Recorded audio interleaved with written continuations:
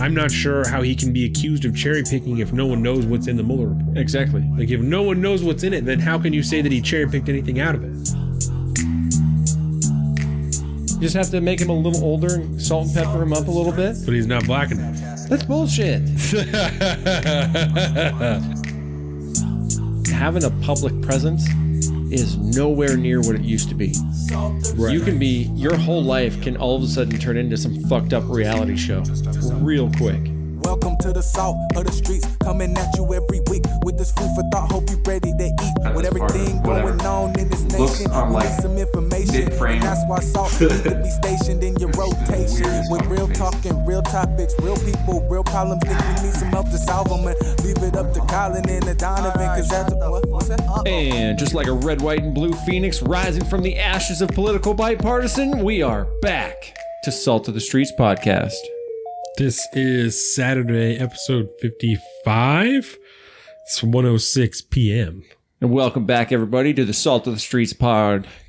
Got us both. Which reminds me, we're going to talk about that in a second. Welcome back, everybody, to the Salt of the Streets podcast, your one and only source for social and political commentary on weekly news, pop culture, and sports, all built from the ground up for people like you and me, the everyday normal person. So come down and join us as we discuss life, liberty, and the pursuit of happiness, and continue our endless and tireless efforts to bridge the gap between people and information. As always, we are your hosts. I am Colin. I'm Donovan. And coming up on this week's show, we had Attorney General William Barr, a.k.a. Bill Barr, was on the Hill this week testifying in front of the House and the Senate about, technically it was about the budget for the Justice Department. But he didn't talk much about that. They did not talk much about that, which was interesting. But we'll get into all that. We have some Mueller report updates that kind of crosses over with the Barr testimony.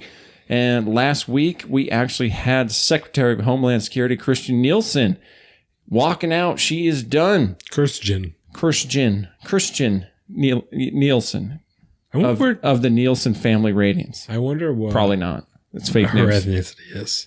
White. Yeah, so her heritage. That's a good question. What I'm getting at. I knew she was white, but I mean, like, where's her family from? Maybe we'll discover that when we talk about it today. Along with that, we have the arrest of the WikiLeaks founder, Julian Assange.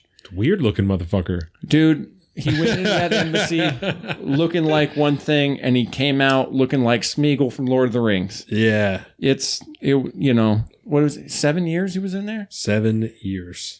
And most of that time, I don't know if they have like maybe a courtyard in between, but pissed and shit in a coffee pot. I'm just kidding. He did. He had a bathroom and a cat, apparently. Yeah, he had a bathroom. And apparently he smeared poop on the walls before he left.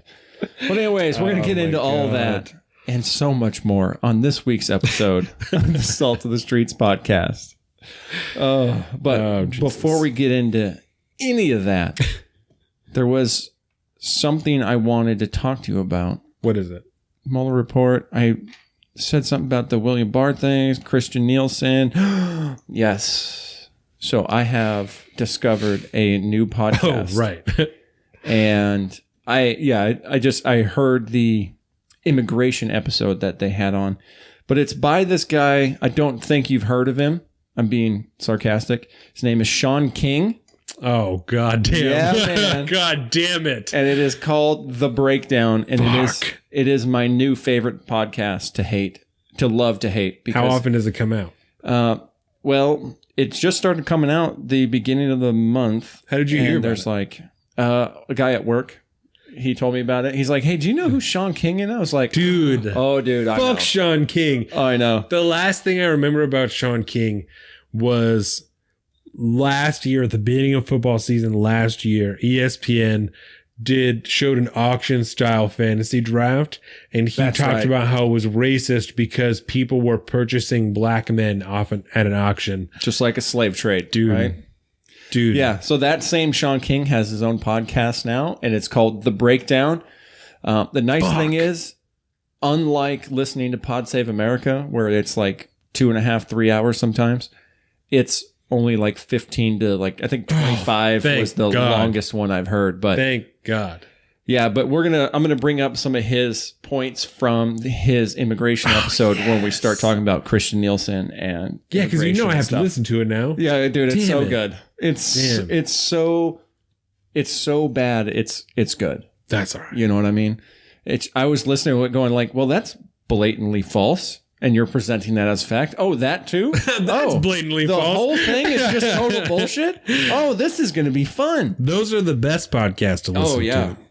That's why I listen to Pod Save America. Don't you know about all of these things? Don't you know that that's not true? Yeah. How do you not know that? Like, you have to know. You have to know. You have to. If you have to ask. Oh, no, what was it? You don't need to know? I don't remember. I don't know. That's an old saying. If you're old enough to ask for it, you're too old to have it. That's what I say. Really? When it comes to breastfeeding, you know. Oh my God. So what do you want to talk about first? You want to talk about Kirstjen Nielsen first? Dude, I don't know. My mind's all fucked up right now. What do you have first in your notes? AG Barr. Okay. Well, we can do that first. Sure. So you said that you listened to Bill Barr. William Barr Wilhelm is the Attorney General of the United States. He was confirmed a couple weeks ago. We touched on it here, did not go into it deeply because at the time it was not contentious. This week, so we also talked about it on the last episode, right? Because the Mueller report came out and he wrote a report. So this is something that we'll get into, but he was very adamant about the difference. His letter is not a summary of the report, but a conclusion of findings. Indeed. Or something of that matter, whatever he said. So that's what he put out, right? That's what his letter is. So he started to catch all kinds of heat and, now he's a shill and fucking whatever and no one can trust him and he's just whatever. He's just a Trump puppet and all this shit, right? So this week, he testified in front of subcommittees of the House and of the Senate. And I think it was on like Wednesday that he did it in front of the House and then on Thursday in front of the Senate, something like that. And he was there with, I believe, it wasn't the Deputy Attorney General, it was the Assistant Attorney General. It was his assistant, which I don't know, seems weird that that's two different things, but he knows all the real numbers and everything right, like that. Especially because he's been there longer than Bill Barr has. And so he was more involved. So they were there to testify on like the DOJ part of the Trump budget and the Trump budget in whole, but specifically the DOJ portion of it. Yeah. But he ended up talking, at least in the House, right? He talked some about the Mueller report, but after a certain point was like, I'm not going to answer any more questions about this. Like, I said exactly what I was going to talk about and that's it. Right. Yeah. I will say he did say that as of right now, the redacted Mueller report is set to release sometime this week. Like I will Sunday say, or something like that. Because you're getting this on Monday. So it may be out. They may come out tomorrow. It may come out next Friday. I think Friday. I think he said by, oh no, I'm thinking of Russell Wilson, not Bill Barr. I think he said by the 15th, but that's Russell Wilson. Yeah, sometime this week. I remember in the last episode of the NPR podcast, Politics Podcast, they said that they would have it by the next episode. So I think it comes out on like Tuesday or something like that. But it's somewhere between 300 and 400 pages long. A fuckload of that is going to be redacted, so it's going to not be really that long to read. We're not going to have it read by the next time we're here, but don't tempt me. I mean, he'll have more of it read than I will, but it'll be easier to read is really what I'm getting at. Yeah. So he did say that was going to be released sometime this week. He also talked about the 4 areas or reasons why he would be redacting material, right? And let's see. Of course, the notes that I went and got from work are in my car. But what he said was they were going to redact them for 4 reasons. And it was, I got this. Anything that came out in the grand jury, because that has to be left out by law. Anything that has to do with an active, ongoing investigation. Anything that would reveal any type of practices among the intelligence community. And then also he said anything that had to do with reputation or something else. There was another word that's like similar to reputation. It's a synonym of that, right? And that one is discretionary. You know, it's up to him and the people at the DOJ to decide what is and is not possibly damaging to someone's reputation. And then right? it's kind of similar to the grand jury stuff, because essentially if he found that there was no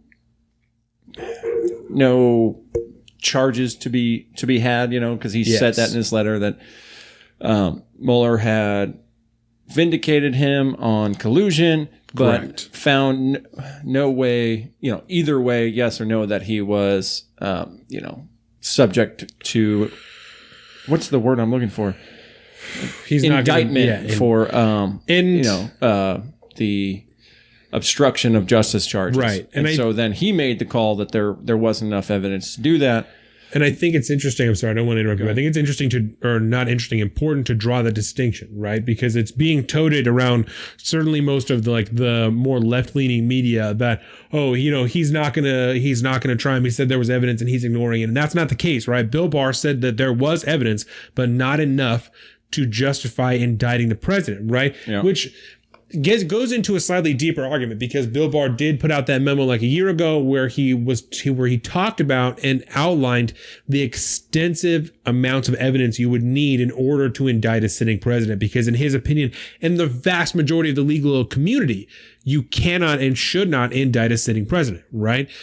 So I don't know that you could argue that that's part of why he's there, right? Because there's a whole slew of people that now especially are arguing that that's why Bill Barr got picked as the AG, is because he wrote that memo, you know? Yeah, there's been accusations of him using the DOJ to act as, you know, the Trump's legal defense team, essentially, at this point. And I don't know that that's the case. I don't think that that's exactly what's going on. With his background, I would be highly suspect to go that way. Especially because he has like a deep personal and work relationship with Robert Mueller, and like there's a whole deal. So and plain and simple, I just wanted to make that point, is similar to the grand jury information, because the obstruction of justice, you know, charge is primarily directed at President Trump. If at the end of the day there was not enough evidence either way to convict him either way, right, they're going to remove, you know, his name and some of that stuff so that it does not affect his reputation, because there was no crime at the end of the day to hold him on. And so that is also plays into, that's similar to what the grand jury does as well, the protecting the grand jury information. So it's very, very similar. And that's also, from what I understand, a pretty general consensus among the legal community, that if someone is not being tried for something, then, or not being indicted or being charged or anything, then there's no reason to slander their reputation if you're not even going to try them. Especially in the legal sense. Yes. I mean, to legally muddy the waters for somebody who, at the end of the day, was found not guilty of whatever. Right. Or not even not guilty, but there's not even enough evidence that they would feel comfortable with an indictment. Charging them, indicting them, anything. Yeah. And the argument, real quick, the argument about this whole you can't indict a sitting president thing, because he wrote that back in, what did you say, 2018? I think it was. I think so, yeah. I think like mid 2018. And that is one thing that anybody can have that outlook on, because it is kind of unconstitutionally tested. It hasn't been tested against the Constitution yet. There's never really been that, you know, the necessity to do that, because if we ever were in a situation where an indictment of a sitting president would happen, he's generally impeached before it gets to that point anyways. Right. And so I don't understand why this is even a focal point, because it's the Congress's job at that point to impeach him if he has an indictment pending an indictment. Right. Impeach his ass, so there's no constitutional problem. Well, and Nancy Pelosi is not in favor of impeachment. You know, it's only the more radical portions of the Democratic Party that are in favor of impeachment. Because, like I said, even what the fuck am I trying to say? Nancy Pelosi. Yeah, well, Nancy Pelosi, Speaker of the House, is pretty progressive. You know, I mean, as far as like standard ideas and general arrays of politics go, she's pretty progressive, you know? Oh, yeah. Like, very, very progressive. And maybe not by the new compass, but by the standard idea of the political spectrum. She's pretty progressive. You know? Yeah. I mean, they pushed the ACA. And if she's sitting here saying that she doesn't think impeachment is the right way to go, not only because they don't have the numbers, but because it's incredibly divisive. All it does is stand to further divide a country that everyone is willing to say is way too divided. You know, it's, if she's not in favor of it, then I don't understand like what the argument is here. You know, there's no legitimate argument for it. I mean, there's probably legitimate arguments for impeachment along technical grounds somewhere along the line for what, you know, the stuff that he's done, but not in this case, you know. And no, especially if he's not being charged. Impeachment is not a judicial function. It's a political process. Purely political. Yeah. And this is the ability for the Congress to remove the president from office if they deem him unfit.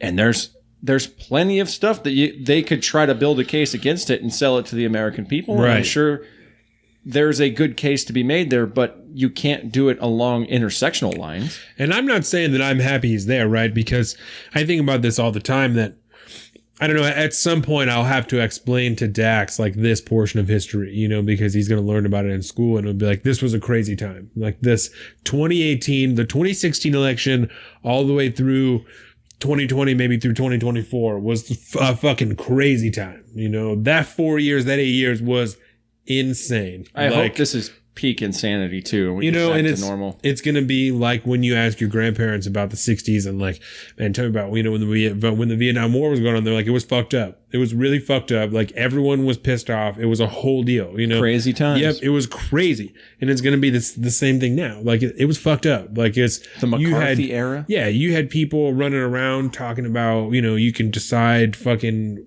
who you are whenever you want to be and what you are. Like it's a whole deal. You know, people disputing science, people pressing shit down your throat. I mean, it's weird. You know, it's a weird time.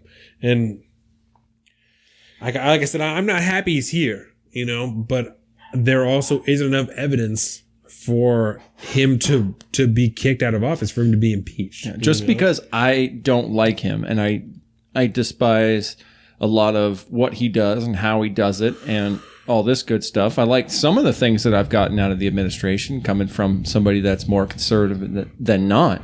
But I'm not willing to just throw away how the government should work so that we can impeach somebody that I don't like. It's not we've accepted that. I'm moving on. We did get a little glimmer of hope when, did you hear Mitch McConnell the other day talking about how if there's going to be Republicans that run primary campaigns for president, that they need to essentially run an independent campaign away from Donald Trump. Oh, and yeah. That fills my heart with so much joy. It needs to be 100% separate from that, because that's not what's going to win people over. Anybody who's even leaning towards, I mean, not that they have to be totally separate from the ideals of Donald Trump, but anybody who doesn't distance themselves 100% from Donald Trump is not going to have any chance of taking that Republican nomination. Exactly. Because if you can show me a fucking moderate Republican who, you know, wants to provide some shit and it's like, people are getting fucked over in this country, like we need to do some shit, you know, that's the guy that I'm going to be like, hey, that's the person, because I'm just to be fucking general about it, that's the person that I'm going to be like, we should listen to this person because fuck Donald Trump and look at this. Like, look at this good, legitimate option in the Republican Party that we should maybe like take a look at. You know? Oh, yeah. I think we'll talk later, too, because I don't want to get too in the weeds on this, but about a couple of the 2020 candidates, because there's been some interesting moves in that realm. And last night I did watch most of that Jay Inslee town hall on CNN. That's what he said. So I'll bring that up and I'll give you a couple of the highlights I got from that. Excuse me. So while I was listening to the Barr testimony, he was asked how he read the report and wrote his letter so quickly, right? Yes. And when he answered, I said, well, we had a pretty good idea of like what was going to be in it as far as like the Department of Justice, you know, like especially as things are being reported, you know, people being arrested, like we kind of know like what's going on here, you know, especially from a legal standpoint. I mean, they're in the Department of Justice. They can see a lot of things that we can't, from just being so familiar with law and that whole legal world. Right. We see indictments and we see arrests and stuff like that and go, we can draw our own lines, but they're going to draw a completely different set of lines because they're in it. They know what those really mean. And that was also when he explained his letter as a summary of findings, a statement of findings, right? Yeah. Not as a summary of the report. Because it was not a summary. It's not. We just read it. I don't think we read the whole thing, but I mean, we've read the quote in there about it, and I read the report, or not the report, but the summary of findings or the summary of conclusion or whatever that he had put out, and he didn't even attempt to try to summarize anything whatsoever. Just said. And so to label it a summary, yeah, is disingenuous. Yeah, from the basis. He was accused by the chairwoman of the Joint Committee of cherry picking through the report in providing his summary, in which again he said, "Well, my letter is not a summary, it's a statement of findings." And I'm not sure how he can be accused of cherry picking if no one knows what's in the Mueller report. Exactly. Like, if no one knows what's in it, then how can you say that he cherry picked anything out of it? Like, you don't even know what's there. He's the only one that does. The whole argument is based off an assumption that you cannot possibly know. An assumption that he's leaving things out, when there's no evidence of that. Like, there's no evidence at all that's telling everybody, I'm looking at you in the eyes. There's no evidence at all thus far, either camera, of that Bill Barr left anything out. There's no evidence that he's done anything that's untrustworthy, that's unjust, that's anything. I mean, we have no reason not to trust that this is the findings of Robert Mueller, especially because no one from that party, except for undisclosed sources, which I'm starting to really get frustrated with, right? Yeah. Nobody who's willing to name themselves has said, that's not what we said. Yeah. And that, because there was reports going around. It wasn't this last week mostly. It was the week before, I think, when we were off.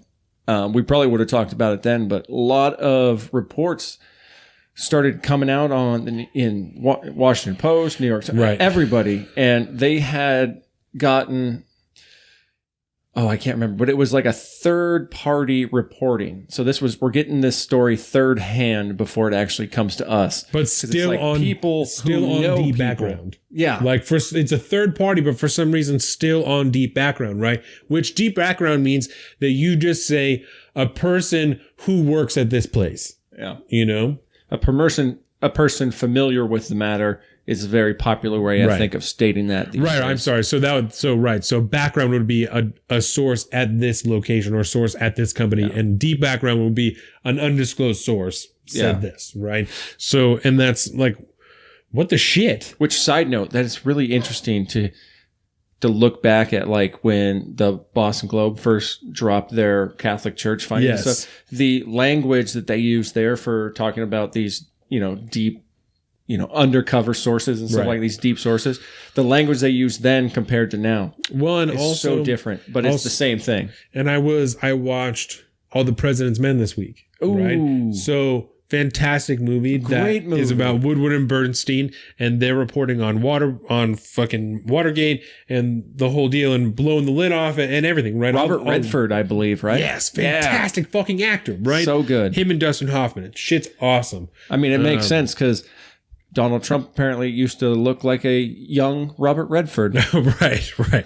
So when I'm watching this, right, through 3/4 of the movie, they're meeting all kinds of resistance with their editor because they're not able to name their sources. All they have to say is an undisclosed source. And he says, fuck that. He's like, I can't report anything that no one knows is true. But for some reason, it's the new standard of reporting to just say an undisclosed source, and people are just cool with that now.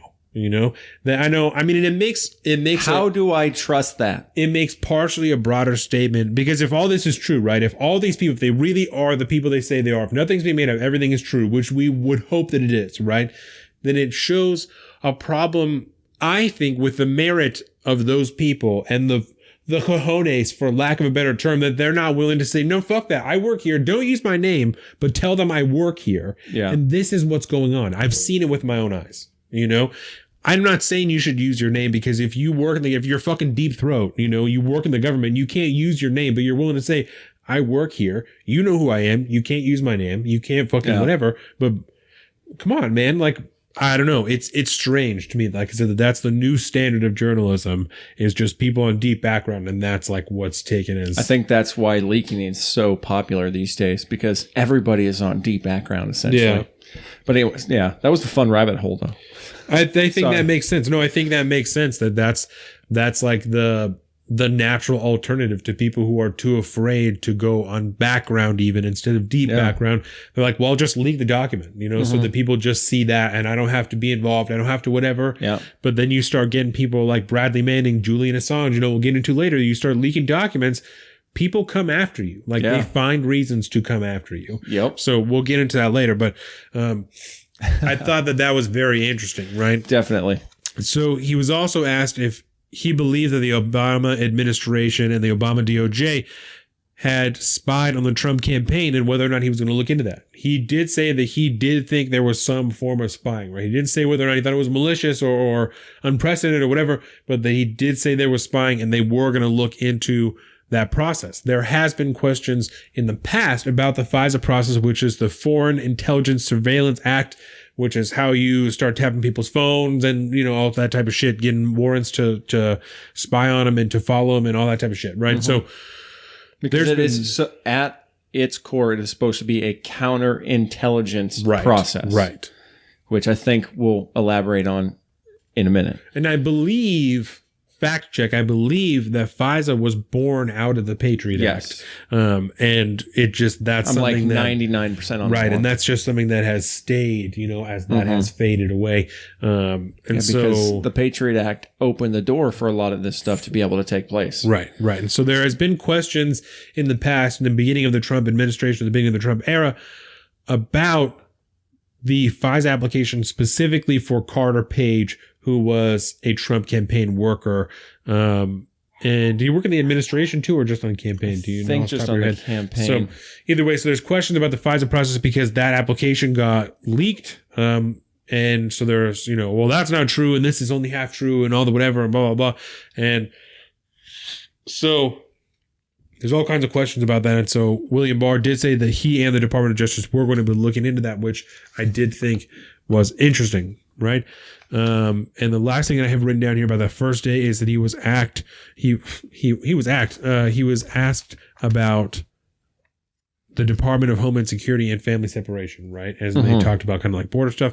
And he said something that really kind of rubbed me the wrong way, right? Yeah. That he said those cases in which children were separated from their parents were only handled that way because those cases were referred to that department. Interesting. So it seemed to me, right? And all I can do is take away because he said what he said, right? But it seems to me that he's also saying, well, if you would have just left them there, then they wouldn't have been separated and everything would have been fine. If you wouldn't have started to process these cases, then they wouldn't have been separated and everything would have been fine. Yeah. Which is to say, like, if you would have just left them on that side of the border to stand there, or not accepted their asylum as it was, not even just told them no and just sent them back, then this would never have happened, which seems like a backwards way of justifying. Well, that's kind of, you know what I'm saying? But it is. And you're not wrong for thinking that's weird to say, right? But when you look at this specifically with child separation, ever since the enabling or the enacting of the Flores Act in 1997, it's essentially become law, right? Right. And then each administration since then, because this is back in 97, has kind of just chosen not to enforce it sometimes more than others. The Obama administration did. That did happen. That's important note. It did. But that's not really the point. And I understand that at the time that it's law, right? I understand that. But he's the first one to really go, no, okay, let's do this. And so that's why I'm like, that seems like a backwards way of justifying, like, well, if, because it's like, it's sleazy. I get that it's legal. Because obviously that's what the law is, and it's in protection of children. There's no malice behind the act. It was an act of, the road to hell is paved with good intentions. Which and this is a problem that it created because now it was designed to keep children safe because of the problems with smuggling at that point, and so you would separate these people while they figure out who they are, and then. If there was a chance for them to identify that these are not your parents or blah, blah, blah, blah, we'll find out what's going on here. But because the system was so inundated at that time, That's what it was designed for. Right. But now it's turned into, the narrative on it is this is an evil act because we need to keep these parents with their children. If we can determine who the coyotes are and the smugglers, yes, but it doesn't need to be all encompassing, right?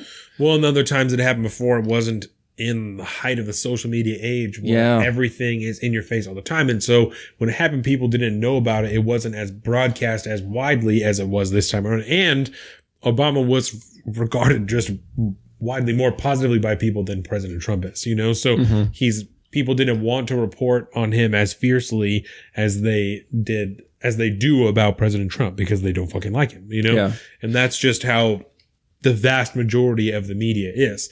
And I hate to say this, but I started to look up the actual numbers for immigration, because Trump has said some things like there's a 1,700% increase in immigration. Right. And so I looked it up and I fact checked it on both PolitiFact and Snopes to kind of see what they would be. And he's not wrong. It's not quite 1,700. It's 1,675% increase in asylum claims, right, that were reviewed by Homeland Security from 2008 to 2017. And part of that is, not to interrupt you, but part of it is because they've increased the amount of people working in the Department of Homeland Security to process those claims. And they are actively trying to, and this is something that William Barr talked about when he was there, they're actively trying in the budget to add like over 100 more judges, and they're trying to add more people working at the border and in Homeland Security and in ICE to process these things. Exactly. So this is not a bad. They're actually looking at trying to make fixes that I feel would work, and because there's obviously there's been a massive increase. For one, because you have more people working, but they're still inundated. So he's using what should be an argument in favor of his policy as a justification for an increase in policy. Yes, is what it sounds like, as a justification for an intensifying of the policy, which is what he said this week that he wanted to do. They're looking to go in a tougher direction at the border. He wanted someone tougher to head ICE. That's why whoever he had before, he said, no, I want to put someone tougher in, right? And that's now why it's being speculated that Kirstjen Nielsen was asked to step down because she wasn't quote unquote tough enough, which we'll get into, when we talk more about her, but that's what he said. Is that he's looking to go in a tougher direction. So it's an interesting spin that he's using, and it's not like it's a terrible spin. Yeah. It's fucking terrible. He is the way he talks about this is we need more security at the wall. Or at the border. We need the wall. We need border security. Right. That's all he fucking says. If he was to say that I want more money for judges so we can move people, and if he laid it out in a semi, understandable manner, he would probably have a hell of a lot more support. And I want to look more into this, right? But since his budget came out and they're asking for more judges, there's new criticism from like the far left and from left media that is saying that, now they're just trying to hire anybody who can spell Constitution, anybody who's right out of, whatever. And I've not heard any actual stories, just like off the cuff kind of anecdotal things about people who aren't qualified. But it seems strange that you're telling me that there isn't 100 more people in this country who are qualified to be immigration judges right now. Yeah. That seems weird. It seems very hard. How 30 million people or what the fuck ever are in this country, and you're telling me that there's not 100 people who are qualified or overqualified. 100, only 100.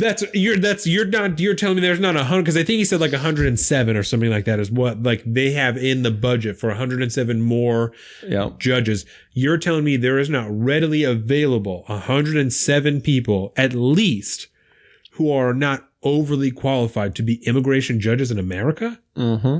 That seems really weird. Like that doesn't seem like that argument can hold any weight at all. How could that possibly be? Unless I would say that counts as a confirmation federal judgeship. That's the only way that would make sense to me, is if they all have to go through a confirmation process due to the level of judgeship that they're on. Yeah. I can see that being a massive problem because we're not getting many judges through the confirmation process. Mitch McConnell just tried to change that this week, and I don't know the exact numbers on it, but he either put in the process or started the process to change what you would need to get someone through. Yeah. And it's not to take away the filibuster, but it's like to lower the amount of votes that you need to get. Yeah. Yeah, because he doesn't want to quite go nuclear, but he's trying to get around the nuclear. Right, to try and get more judges in there because that's the intent. They're trying to. I would have to look into that because I don't know if that's the case, but it would make sense to me that it is. And I mean, maybe not people who are unemployed who could take a federal judgeship like that, but there are certainly people who already are DAs or judges at smaller courts that are on the district court level overqualified to be immigration judges or at least qualified, you know. Yep. And then people who are then qualified to take their place, people coming out of law school that can become district attorneys, who can become lawyers, who can whatever. Like I don't know, that seems weird. It does seem weird, but right? That's the argument that's being used. Is that, he's just trying to put fucking anybody in there. Like, no, he's trying to fill seats. He's trying to. And it's such a strain on the whole judicial branch when you think about it. Because you have that choke point at the congressional approval level of people that are that aren't even in that branch of government. Right. It's very strange to me. And there are these, I hate this. Like this, I hate this so much because I hate Donald Trump as a person, right? But I objectively, I can't say anything other than like you have Democrats that are constantly trying to say that there isn't a crisis at the border, right? While using a crisis at the border to justify other things, right? And saying that Donald Trump is doing terrible things while they're trying to obstruct people getting into judgeships, people trying to obstruct people getting into secretary that's seats. Because all those candidates, they're all corrupt. You know, these are all people, they're Trump appointed, they're tainted. We can't have them in the system. And not only that, right? Now they're saying that they're not qualified. They actively lowered the amount of beds that are at the border to hold people while they're being processed, right? They're doing all of these things, but they're still touting themselves as the party that's pro-immigration, that's pro-immigrant, that's like in favor of all these people, but they're only doing things that are hurting them. Like I said, I fucking hate Donald Trump, but he's doing things in his administration, because that's the better way to put it. His administration is actively trying to put in place a budget that will increase the amount of judges that can hear cases for asylum for people to legally come into this country. What's the argument against that? Yeah. Like, please. That's where the money should be going, right? We don't want a wall. We want people to help the system. So what's the fucking problem? Like, what's the argument against this? I don't understand it. I don't get it. But somehow, I don't get it. Somehow they're the ones that are in favor of immigrants and immigration, right? Almost as if it's a constructed, manufactured crisis in a way. It's weird. You didn't cause that, obviously. I don't want to go down that all the way, when you say that, but you can obviously, by, like you said, cutting down on funding for beds and making it impossible for that system to work, you are not contributing to helping the problem. And he gets to sit there, President Trump gets to sit there as, right? So let me start with this. The people who think that the president should really just be kind of like a figurehead, right? Mm-hmm. Those people have got to be super happy right now, because President Trump is sitting there as a figurehead, his administration working, just fucking trolling people, just fucking trolling people, because that's what he gets to do. He gets to talk shit because at the back end, everything's really kind of working out. And what he's saying is not totally untrue, Yeah. That a certain percentage of this, however much it is, of the issues with people being judges, being secretaries, him filling places, a certain portion of this is attributed to obstructionism on the Democratic side, right? I'm not saying all of it, but a certain portion of it is, So when he's saying that, he's not totally incorrect, because part of it is. Not all of it, like he's saying, but part of it is, And he's also, like I said, he's trying to build a wall, which is fucking stupid, but he's also putting money up for more judges, for more. I don't get it. That's so weird. So weird. It's frustrating, but this is, and unfortunately, this has been the case for a long time. This has been happening for a long time, but it's so unconsciously transparent these days that I don't understand how people can't see right through the game that's being played. And then if they were to be called out on everything they've done and actually are forced to change their tune in a way like present a path they think is good. Because what is the greater democratic alternative to what we have now? There's no comprehensive plan. The only one that you hear isn't good. Yeah. The only one you hear is, well, this sucks. We need to fix it. Or open borders from the far, far left. But that's extreme. You don't hear that coming from the mainstream majority of the Democratic Party. Well, they're obstructing. And even I remember what I was trying to get at, right?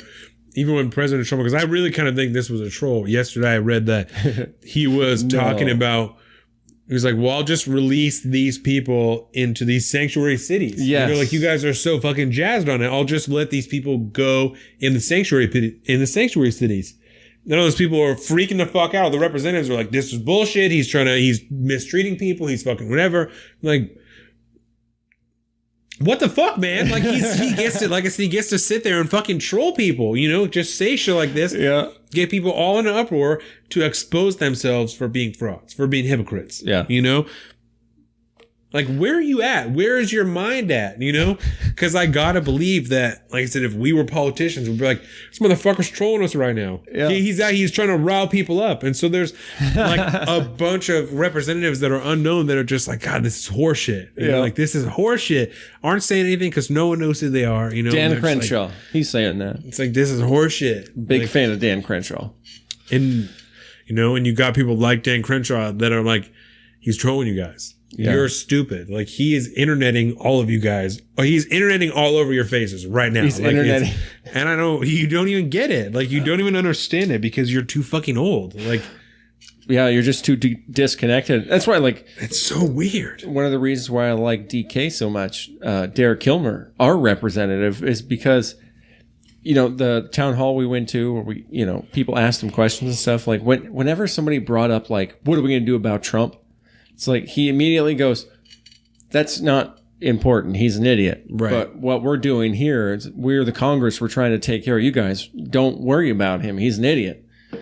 I love that about him. It's just like he's so insignificant to him and in his thoughts. And I think we need more people like that, for one. But it's just so weird throughout, just kind of like to get this back to the Barr hearings. I mean, it was the majority of people, at least in the second day that I watched, which was the Senate part, the majority of people asked him about the Mueller report. Yeah. They asked him about everything but to do with funding, which is what that subcommittee is there on. It's for listening to budgeting concerns and all this stuff. And I think mostly it was the Republicans who are more or less, on the Trump side of things. Because what do they have to say? Everything's working out in their favor. They're fine. But it was all the Democrats asked him these questions about all this nonsense stuff. And Lindsey Graham, I think, talked to him about, what was it? The ACA. And then he talked about actual funding problems for like things on the border and stuff like that. But yeah, I'm trying to remember who asked this question now, but I cannot for the life of me remember. But they started talking about the ACA and why the Attorney General is choosing not to defend the ACA in the court battle that's coming up, with the removal of, it was after the removal of the individual mandate, yes, which required people to buy into the Obamacare, for lack of a better term. And then if you did not buy into that system, you were penalized on your taxes. And so at the time they ran it through the Supreme Court, and the Supreme Court said at the time that it counted as a tax. And so that makes it constitutional. Well, then I think it was a 5th District Court, which I believe down in Texas, found the whole thing unconstitutional because of the removal of that tax. And so now they're trying to fight that Supreme Court. And so he was asked a lot of why he's not choosing to defend it in court.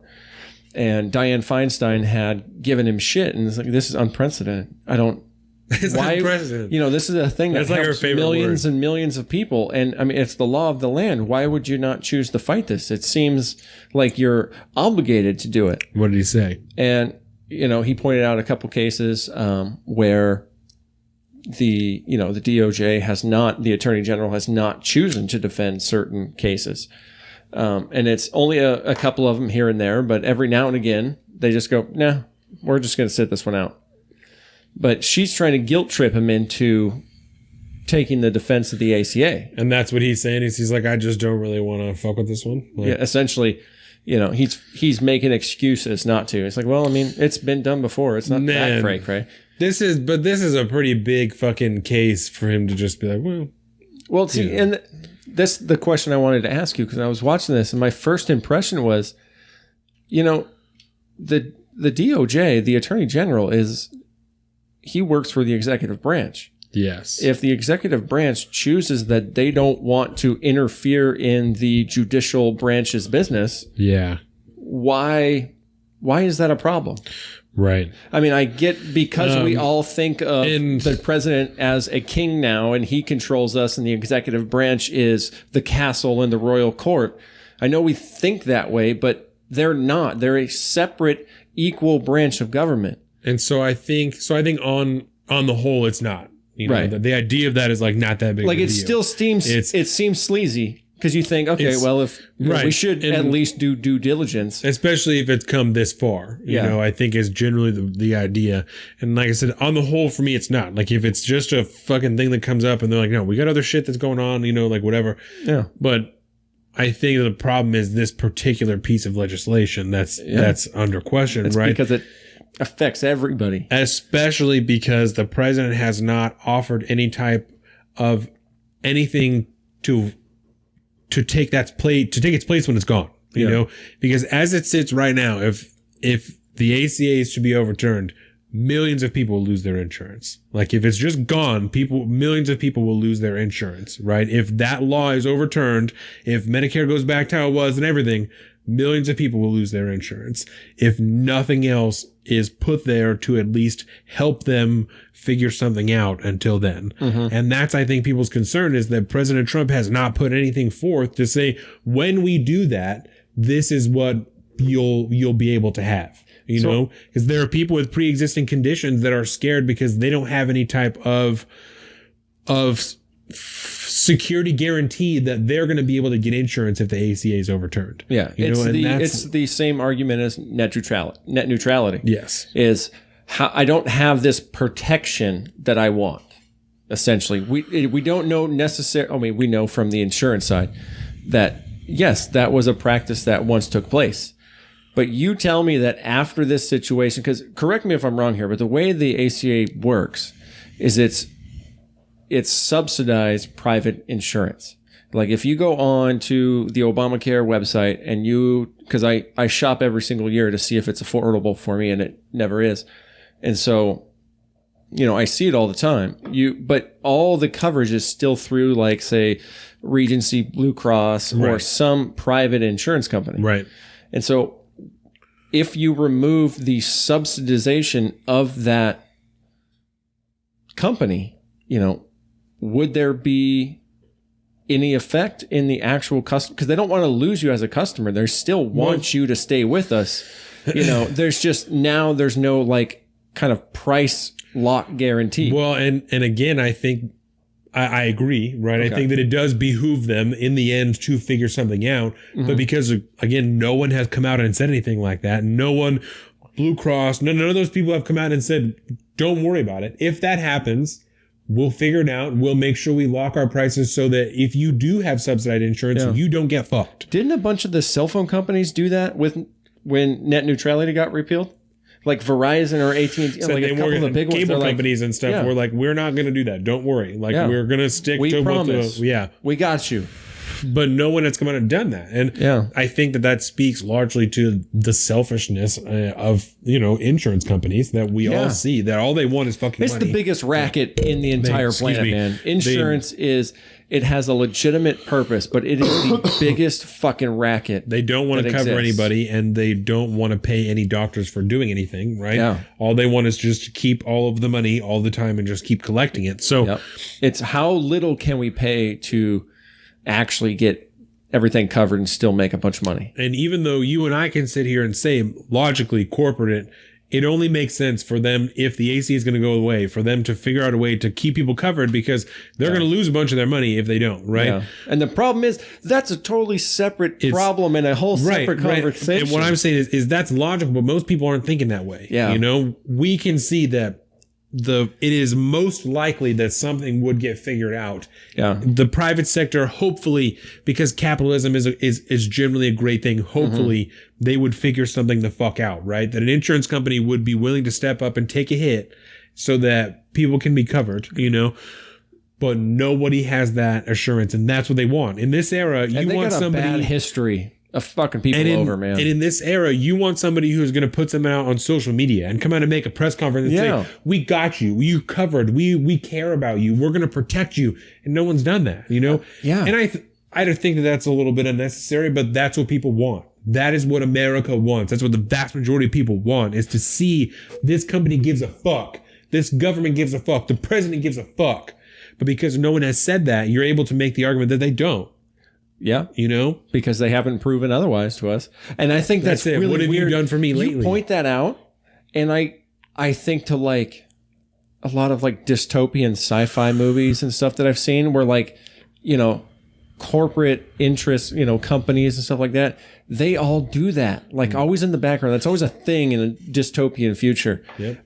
But I mean, we've seen it work out, you know, great for a lot of these companies, man. The entire tech industry is like that, for one. I mean, you've seen like Nike and stuff. They get political, you know, these days. A lot of these things.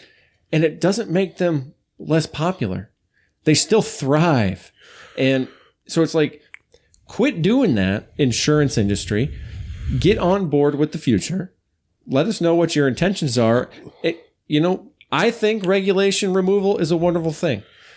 As long as we have a good understanding of what our relationship is between the two entities, the individual person and the insurance industry, it has a purpose, especially in today's age, because there's a lot of, just due to the technological nature of medical care these days, all that stuff's really expensive. Right. Right. And so there's a good purpose for it, but we need to have kind of a, you know, an understanding that we as insurance company want to make sure you're taken care of, because you need that in today's world. But we also make a promise that we're not going to fuck you over. Right. We're going to make money because we're a business and we're going to do that. Almost run it like you would say, like a nonprofit in a way, in my mind. You know, just that should be the mentality anyways, because what is insurance other than charity? And it's capitalized charity. And they need to be, like you said, they need to be stepping up and doing that, because it, like I said, as it sits right now, like we're going to assume that you're a corporate shill until you show us that you're not. Yeah. And like that's where we're at. You know? And I believe fully 100% that if we were to do that right now, that's the way it would be, because they are much like the pharmaceutical industry. There's not a whole lot of good intentions at the top. There's no money in them not covering anybody, you know, like there's no money for them, but that's like, I don't know, you know, that in itself all depends on how much faith you have in the free market, you know, and a lot of kids my age don't have any faith in the free market. And that's why they're leaning towards AOC, towards Bernie Sanders. And back in my youth. And I don't have the exact same faith in the free market that you do, but definitely much more than anybody who's we're like socialism. We need that. Like, I'm not there, you know, but I also, it's because you have an old soul, Don. And I just come from I come from a life of where I have just bad luck with companies and just get fucked over, you know? So I just don't trust companies because I just have bad luck with shit, you know? Yeah, I do too. I do too, man. So like I said, I trust the free market because I see and care enough about history to understand that that's what got us here, is being a free market, capitalistic society who's also a democratic republic where we got shit figured out, you know? Where we're trying our best. But I also am like, well, these social safety nets exist for a reason, because people get left behind. You know, shit happens where people get fucked over and they need help. You know, corporation doesn't look out for everybody. They look out for most people because most people want their product, not everybody. You know, I think honestly, if they were to get on board with the Jeff Bezos Amazon plan, Google, Facebook, and that level of public involvement, they would probably at the end of the day make more money than they would have they would have if they're doing what they do now, where they just try to exist in the background. They have made themselves what's the word? Oh, I don't like an entity that is just something in the background that has no voice. There's no head of. You don't know the head of Premera Health Insurance at the time. You don't know who the CEO is. He's not Mark Zuckerberg or Jeff Bezos, but you know he's a goddamn like billionaire probably. Jeff Bezos' name is everywhere, right? But you know he's a billionaire. Oh yeah. And so he's got fat stack. He's probably on the top 50 list. Exactly. And so if he was to actually become a public face, and then the public would fucking scream at him, and then people would start dropping. They'd start losing a shit ton of money, and then they would change how they go, how they operate, and what their whole philosophy is, and they'd make right with the public, and then everything would be right with the world. And that's my faith in the free market. Just like the family who owned the company that made OxyContin. Yes. They just got fucked over by everyone hates them, and they had to pay an ass load of money. So not enough, but right, not anywhere near enough, but a bunch of money, millions and millions of dollars. But that's more of what, it needs to be more personalized like that, at least in today's society, so that you have to eat the shit that the government is eating when it's really the problem of, all these fucking private insurance companies. That's why I think it's so weird. It's why people are able to justify Bernie Sanders, people like that, Dianne Feinstein are able to justify, Elizabeth Warren, that's what I'm looking for, are able to justify absolving the private insurance industry. Is because they're like, these people don't have your best interest at heart, because look at them. No one's coming out here. No one's looking out for you. All they want is your money. It's all they want is your money. They don't care about you as a person. They don't care about anything.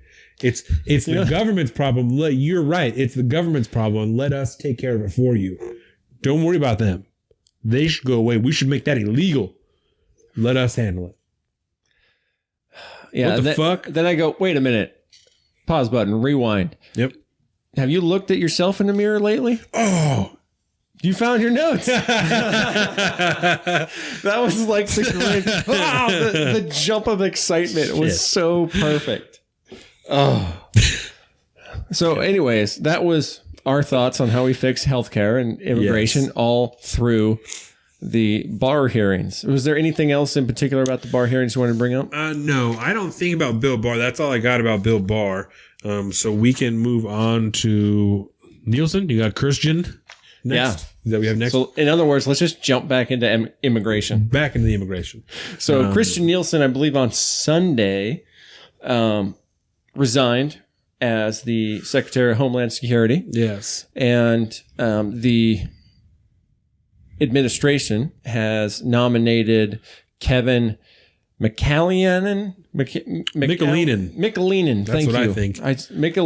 Kevin McAleenan, formerly of the how do you actually say Customs that? and Border Protection Patrol. Commissioner. That's what he is. CPB. Yep. That's what it was. CPB. And so now he is acting Secretary of Homeland Security, which was very interesting. Yes. Because the Deputy Secretary of Homeland Security was essentially passed up, even though she is legally the one that was supposed to. Because Kirstjen Nielsen wasn't fired, because she resigned, that means that the deputy legally, right, as protocol sits, the deputy is supposed to take her place. But she resigned, and then President Trump is like, no, this guy's going to be this anyway. Yeah. And I wonder what happened there, because after Nielsen resigned, it was very, very soon after that Deputy Grady was her name, offered her resignation as well, paving the way.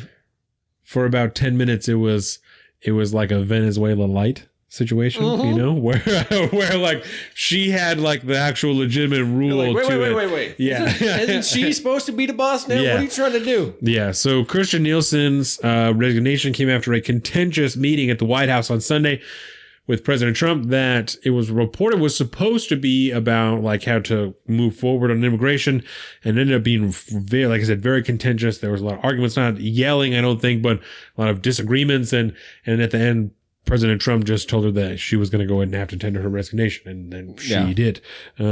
Which I think she was probably very happy to do. Yes. The spotlight has been on her more than any other Secretary of Homeland Security. Yes. Spotlight's been on her. I wonder if I still have that page pulled up. I went through some of the last secretaries of security or Secretary of Homeland Security because I was trying to remember the name of, my ultimate executive leader while I was in the Coast Guard. Right. Well, so let's talk about this, right?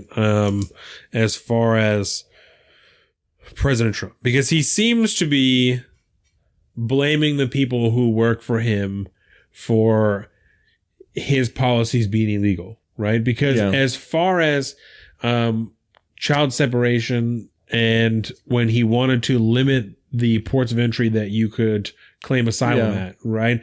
Those things ended up being illegal. And I mean, as far as child separation, he said to stop that and then talked about putting it back into place, right? And he's blaming the people that work for him for these things being illegal. It's not by any means her fault that it was found illegal in the courts to limit the places that people can claim asylum at.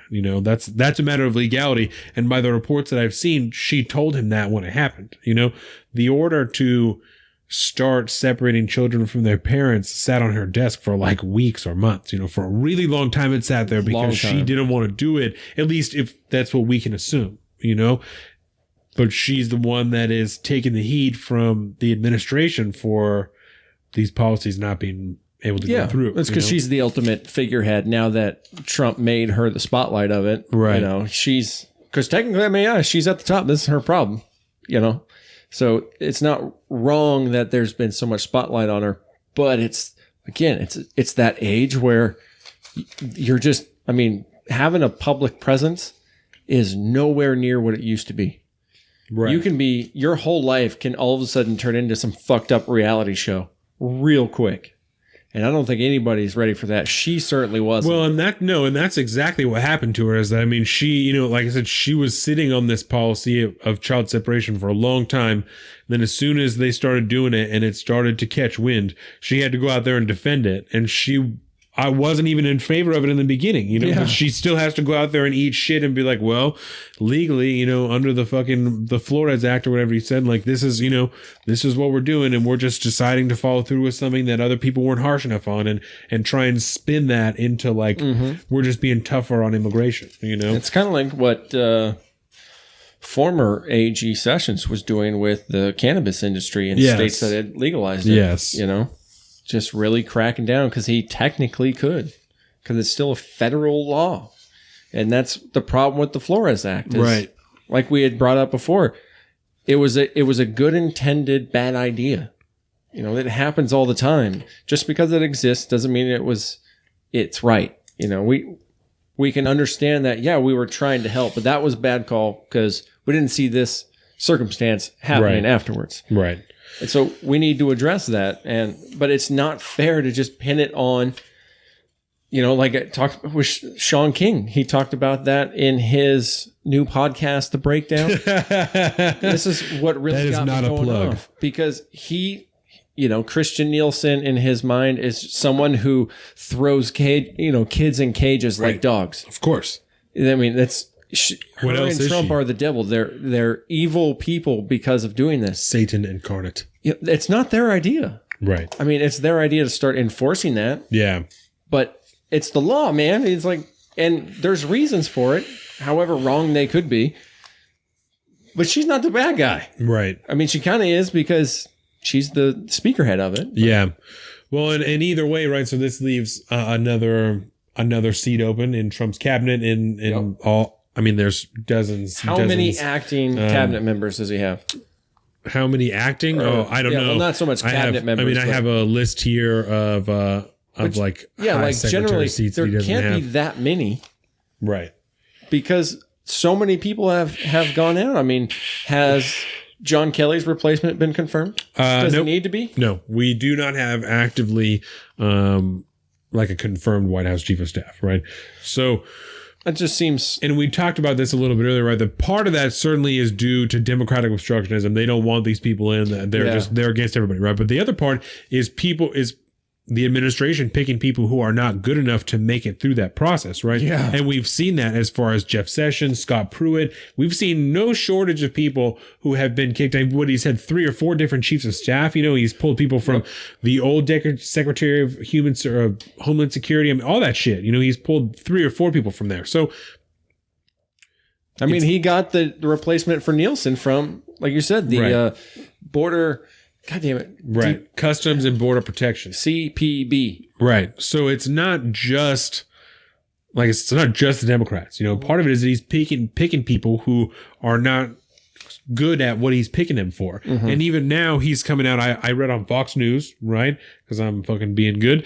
It was reported that people from his administration said that she wasn't good for her job because of her background in cybersecurity, which makes her a poor choice for border security. Then why was she ever chosen? Because you ran on a wall. You ran on border security. So why is she in the Department of Homeland Security at all if your focus is going to be immigration? Yeah. Then why was she ever there? And now you're using that somehow, like I said, as a justification for asking her to leave. Well, think about what the DHS covers, right? DHS covers cybersecurity. Yeah. The Coast Guard. Huge department.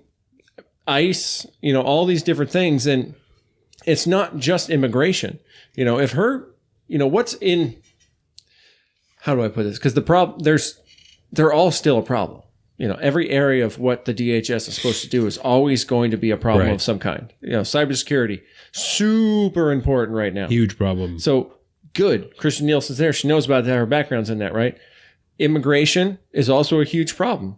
So, but at the end of the day, the head of the CPB, I actually got it that time, should communicate that to Nielsen, and she should then take care of his needs because he works underneath of her. I mean, she's the ultimate figurehead. She's the president of the DHS. You know what I mean? Yeah. If you really break it down Barney style. That's an Easter egg from the book series I'm reading.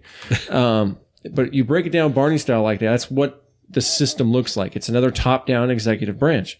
And so how much does she really need to know about immigration? Not a whole lot. She needs to trust that her other leaders on the ground know what they need. And she needs to meet those needs. Yeah.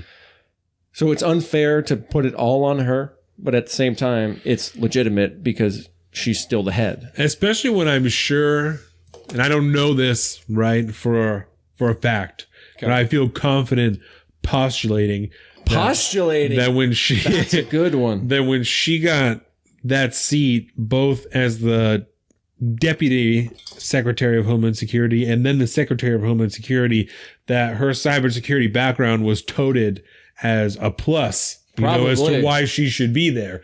And now they're like, oh, well, cybersecurity background, like she should never really have been there in the first place. Like she has been confirmed previously, right? Because everybody that's leaving that now leaves this acting vacancy type thing where they have to be confirmed were themselves confirmed at one point. Yeah. So I have a list here of a couple of big seats that are currently vacant.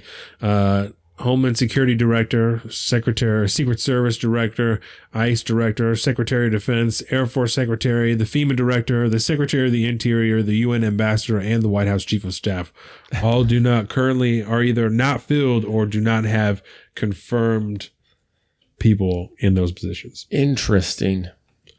And and a lot of those seem to be tied to some of the problems that we seem to be having these days. Yes. Interesting. Very interesting.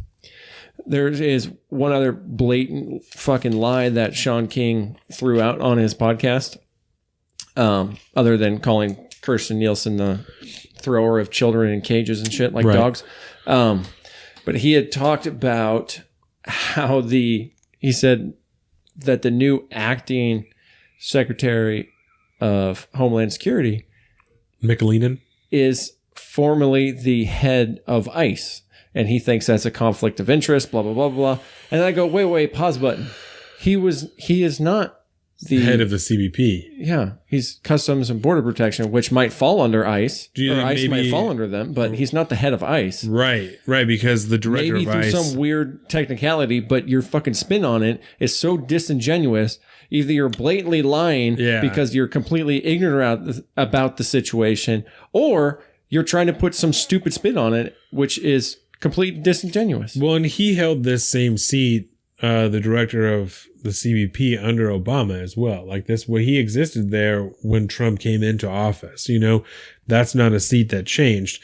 And I think it was on the New York Times. Yeah, it was on the Daily that I heard people expressing concern for Nielsen's replacement, right? For McLean, because they were talking about he's tried to turn Trump policy and like kind of whittle it down into something that would be able to be implemented legally, right? And they're like, and this is a big problem. And I'm like, but isn't that his job? Isn't that his job there? Like, and I understand that maybe you don't agree with that, you know, and maybe he doesn't even agree with that, but that's his job.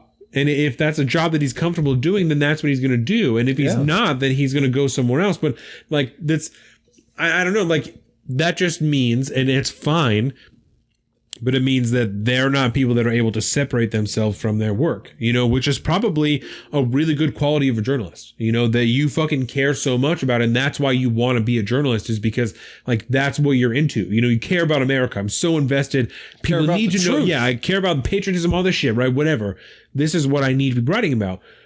But this guy may not even agree with whatever the fuck that he's doing. He's like, this is my job. And this is how I feel I'm able to express my patriotism, whatever reason he's there, you know, may not fit what your personal interest is.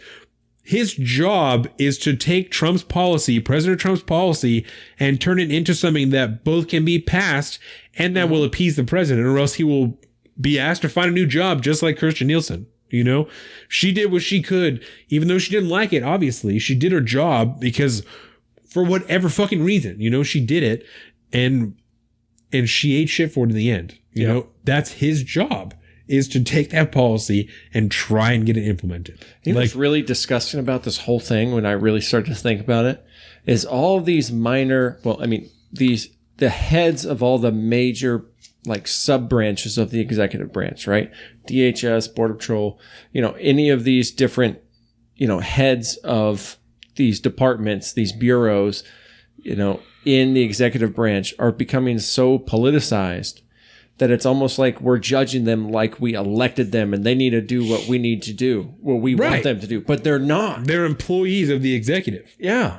And it's like we almost forget that, and then we turn around and you don't judge them based off of whether or not they're doing what they're supposed to do for their job. No. Because you have no idea. And that's, you know, what I'm saying, like, whatever he's doing now is he has to live with and has to listen to people bitch about, like, after it's done, you know, but right now he's doing his job. And he has to listen to it now too, but he's the one that has to live with that. Because like you said, he's not elected. He's not doing anybody wrong. He's not, whatever. You could argue, whatever, you know, but he's not like wronging his constituents, like he said. He's not beholden to anybody besides the president, who gave him his job, or whoever his direct supervisors, his bosses. And who has the right to take away his job at any point? The president. If he's not doing what he's told to do, which is what his job is. Yeah. So maintain the department, and the department is run by the executive branch through the supreme executive. So I thought that was very strange, you know, that they're talking about that this is something we should really be concerned about. I'm like, why? That's his job. Exactly. That's, like I said, I don't approve of the policy, partially, excuse me, because I don't agree with the president. You know, I don't agree with the things that he's trying to implement, but that's not my business. That's part of him being elected as president, because that's part of his, however we got here, you know, that's part of what's under his decision making, under his rule as the executive, is dealing with immigration like this. So until that's changed, that's part of his decision. It's weird. And it kills me, man, because this is it's so prominent in the Democratic Party, and it's this far left progressivism take on everything and how it's all supposed to be run is driving the public to take interest in all these things. And people are asking, you know, why should we be so beholden to people that are not elected officials? Right. Which it kind of makes sense in a particular way. But it scares the living shit out of me because if we were to do that, we've just exponentially expanded government. That's disgusting to think about.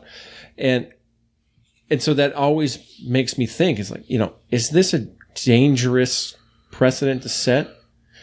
By focusing so much on these individual people who at the end of the day are just doing their jobs. Right. As we assume they should be. Right. Whether or not we like how the job is being done, that's not we need to take that to their boss. Right. The president of the United States, who dictates how they run their job. Right. Because, and this is what it made me think of, right, when I'm thinking about this at work is, there's nothing wrong with somebody who's able to separate themselves from their work, right? Because there is, hundreds of thousands of people, millions of people who have served this country and gone and killed people in the name of this country, right? And come home, live normal lives afterwards. You want them to be able to be separated. So there's the people who would argue that it's wrong for them to have ever done that, right? And they can't separate themselves from that. And it doesn't matter, they're war criminals, everybody, right? Yeah. The Sean Kings, the Jeremy Scahills who think that everybody's a war criminal. Those people are regarded as extremists in that, right? But for some reason, this person who's doing his job within the government, which is not the same thing as someone who is actively putting their life on a line, but is the same in the way that it is a government position, right? Those two things don't bear that similarity enough for it to be like, well, he's doing his job. That seems really weird to me. Yes. And, just on the, the grander scale, that is so wrongheaded to just assume everyone's doing everything out of malice. Yes. Just why would you assume that about somebody? Just because... you're assuming that he's not doing his job correctly, and that makes, and then he's also an evil person on top of that because he's just doing his job, apparently. I don't understand how you can actually judge people like that. It just seems, do you do that from, in your regular life? Can you separate work and home? Are you the same exact person at work as you are at home? Right. Do you act the same way? Do you bring your work home with you all the time? No. You separate it because when you're at work, and it's no different for these guys. You would assume that they all have regular lives that they like to do, and they have a wife and family, a life and family and friends and they might have hobbies and a whole, they might like to binge watch Netflix like you do. Why do we have to completely separate that and judge them solely on what they do in their job? Right. It just seems so, and I keep saying it, disingenuous, but you can't do that to everyone else in your life. No. It's disgusting. So why is it okay to do it to them if we should assume ignorance over malice and they're just doing their jobs to the best of their ability, period. Why can't we assume that? They're all just evil. Yeah. Like you said, unless for the extremists, the Jeremy Scahills and stuff, who just everyone is a war criminal to him, which is, I'm glad you said that. I think that's the first time I've ever heard that, but he does, man. Yeah. That's exactly what he says all the time. By the way, that note cut that you have there looks like Washington. This one? Yep. See, there's the peninsula. Yeah. There's Bellingham up there. It does kind of. You're such a Washingtonian. Washingtonian. There we go. So I think that's all I have on Kirstjen. Nielsen, do you have anything else you want to throw into that? No, I think we've successfully solved immigration again. Okay. So I think that we can move on to, I have some stuff about house subpoenas. Ooh, taxes. Yes. And then Julian Assange. So we can, Trump taxes, that's pretty quick. So we can just kind of touch on that real quick. So on the 3rd, April 3rd, the House Ways and Means Committee sent a letter to the IRS formally requesting President Trump's tax returns for the last 6 years, right? And I believe that the Treasury had like 30 days or something like that to respond. They had or 15 days, something like that, right? And so on the 10th, the Treasury Department, Stephen Mnuchin, our The Manooch. Our favorite guy. He's an interesting cat. They said in a letter to the Ways and Means Committee that it was going to take its time in looking at the legal justification for the request for the president's taxes. And they want to see and make sure that it's not partisan and not politically motivated and all the blah, blah, blah. And which, I mean, it absolutely is, right? It's 100%. It is important to note, I think, that President Trump and Gerald Ford are the only presidents, like, in the time of taxes that have not turned in their taxes, right? And Gerald Ford turned in a tax summary, but didn't turn over his actual like tax returns. Interesting. Right? So it's important to note that, just because I think it's an interesting fact, you know. But there's all kinds of contention about that, obviously, and also because, especially with the Mueller report, some of the stuff that came out and led to like Michael Cohen's testimony and all that stuff, there's further questions about the president's money and how he got there and how honest he is. And I'm not sure exactly what the narrative is. I mean, I guess part of it is like that he got money from Russia and lied about it or whatever, but or lying on his taxes and stuff like that. That's what the question is. Yeah, because I mean, there's justification for that. Right.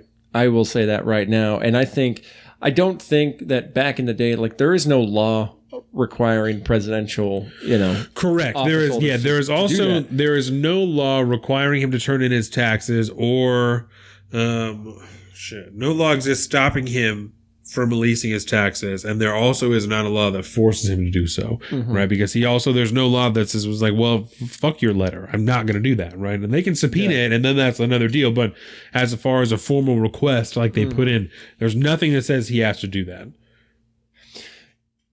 Now, so this is weird because I actually have, in the old days, and it's always been that way where there's no law there's no law saying that you have to submit those. But even the libertarian-minded conservative that I contend to be, I actually want that in 2019. Yeah. It's just, I can understand why it wasn't there to begin with, and things were a lot simpler back then, and I think it was a much deeper violation of your rights to privacy and stuff like that back then. But in today's world, there's so many ways to be dirty. Yeah. Financially. Especially when you are somebody like President Trump, who's like, claimed bankruptcy a couple of times, and now all of a sudden you've got millions and millions of dollars, and you're super rich. And maybe this is just coming from the military background that I have, but the minute that you sign that stack of papers that you have, which is about this thick, it's stupid huge.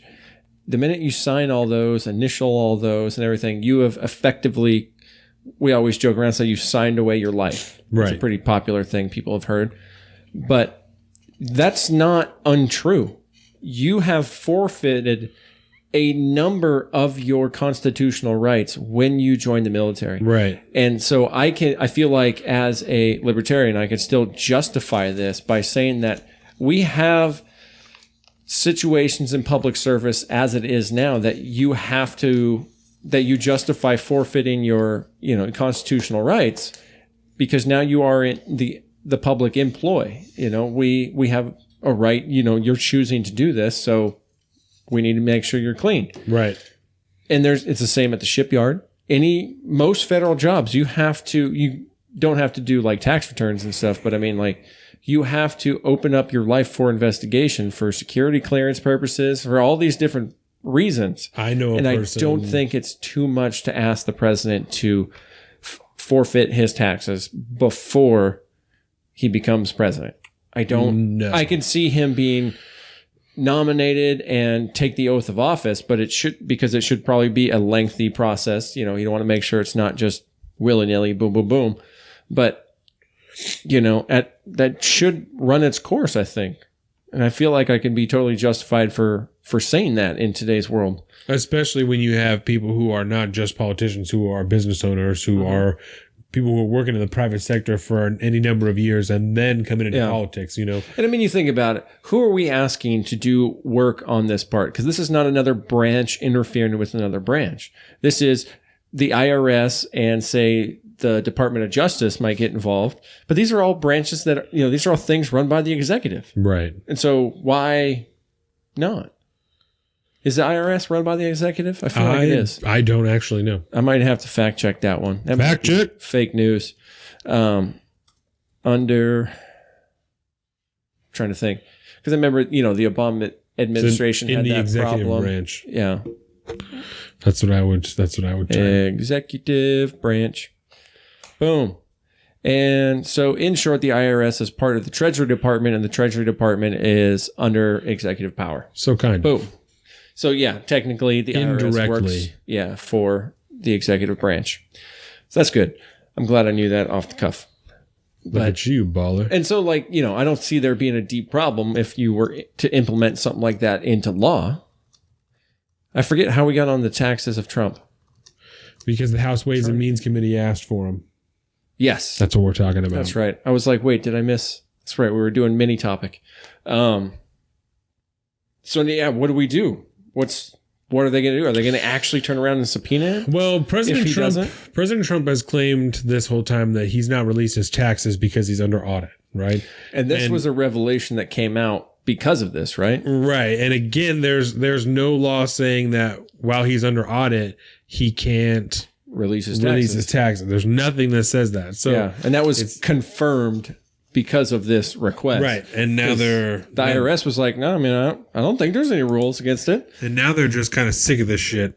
But like I said, the Treasury Department is just saying that they're going to take their time and see what they can figure out about it. So that sounds like they did activate subpoena powers in the House.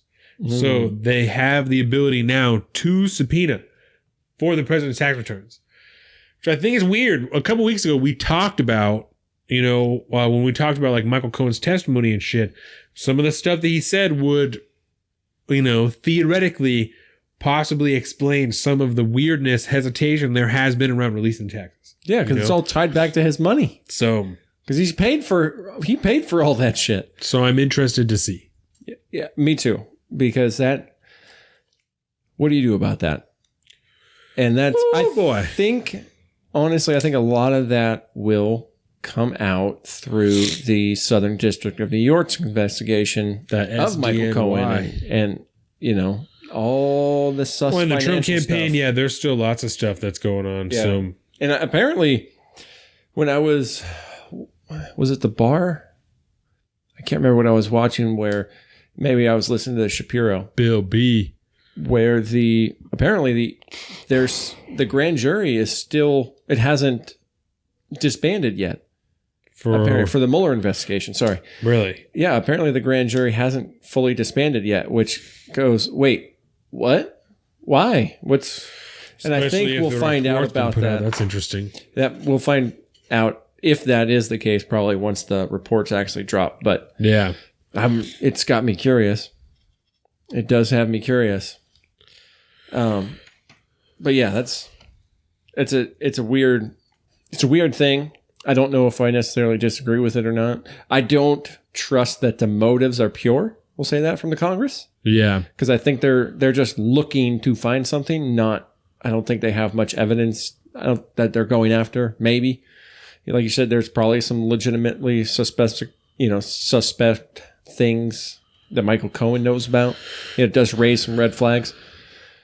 But how is there any way to ever find out whether or not he's really telling the truth? Fuck no. Not unless we find certain, actual evidence about something. And who knows how he might be making an assumption based off of the evidence that he talks about and stuff like that. You never know unless we know the evidence and we're sitting in the jury what exactly we're dealing with. Right. It's all just hearsay, really, and I don't know how much you can trust the media's reporting on a lot of this stuff anyways these days. So it's hard to really know what the truth really is, especially in that case. For the Trump tax part with the Congress, it's pretty blatantly obvious. You can see why they're doing it. And I think there's probably justification for doing it. But the narrative that's being promoted for their presumption of why they want to do it seems disingenuous. Yeah. But anyways, so how much do you know about this Julian Assange thing? 7 years. It's been 84 years. 7 years. Julian Assange has been in the Ecuadorian embassy in London, and finally this week they rescinded his diplomatic immunity, his like temporary citizenship or whatever asylum, the fuck. Yeah, asylum. They were claim. allowing him to be there, and so the police in London like promptly went in there and arrested his ass. Yeah, and brought him out, looking like Gollum. Talking about they were going to start the extradition process to America, right? Mm-hmm. He went in there originally because he was facing rape charges in Sweden. And then in 2017, those charges got dropped. Like the case was just done with. But America still wants his ass. That's right. And they want him. Technically, for computer hacking crimes. Yes, right. Allegedly. But why do they really want him? They want him because he is the head of WikiLeaks, and he's been posting classified documents stolen from the United States government for years now. Yep. And it all depends, different opinions, because he's also been nominated for like journalistic fucking awards. Yep, and also like the peace. The peace something. The peace something. What's No, I'm gonna dangle you for a minute. Comes from Sweden. Yeah, the thing. Alfred was his first name. What is it? The Nobel Peace Prize. Yeah. Alfred Nobel. Jesus Christ, I'm the worst. Sorry, I had to let you dangle. No, I understand. And the entertainment value, I understand. It's too sold. So, he's kind of an asshole. He's kind of a piece of shit. But there's certainly nothing saying that he hasn't done what he feels is right this whole time. There's no saying that. So it's, because some of the original reason why I think they really want him, and their actual tie to him, to the computer hacking stuff comes from this, and that's the formerly Bradley Manning, the artist formerly known as, the artist formerly known as Bradley Manning, now Chelsea Manning. Is that shitty? Is that a shitty joke for me? I thought about it all morning. I think it was great. That was appropriate. The art. So. I think it's kind of played out, but I mean, good job. Clap. Yeah. You tried. It's okay. Been a while. Don't quit your day job. To any budding comedian, if there's one thing I've learned from Joe Rogan's podcast, it's if you want to be a comedian, do not quit your day job for possibly decades. But anyways, that's a whole nother side story there, because in the conservative community, there's a lot of calling Bradley Manning, because that at the time of all this stuff going down with Assange, he was still Bradley Manning. Right. Which I think in the intersectional left still counts as dead naming, but I'm not totally sure about that. But anyways, this all stems back to Bradley Manning essentially giving access, Gesundheit, and correct me if I'm wrong about this, because you, I think, know more about this than I do, but Bradley Manning giving access to Julian Assange, giving him a password or something to break into. Right. So Julian Assange offered to try and assist Bradley Manning in breaking a password to gain access to a network that has classified files on it from the government. There you go. And which apparently was successful.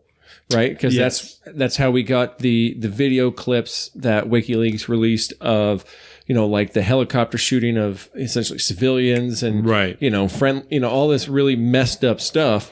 But and I think it's either him or Snowden was the leaking of the special classified program they had, research program or technology program that allowed the detection of IEDs and stuff like this, and could jam them or something like that. I think that was Snowden. That was Snowden.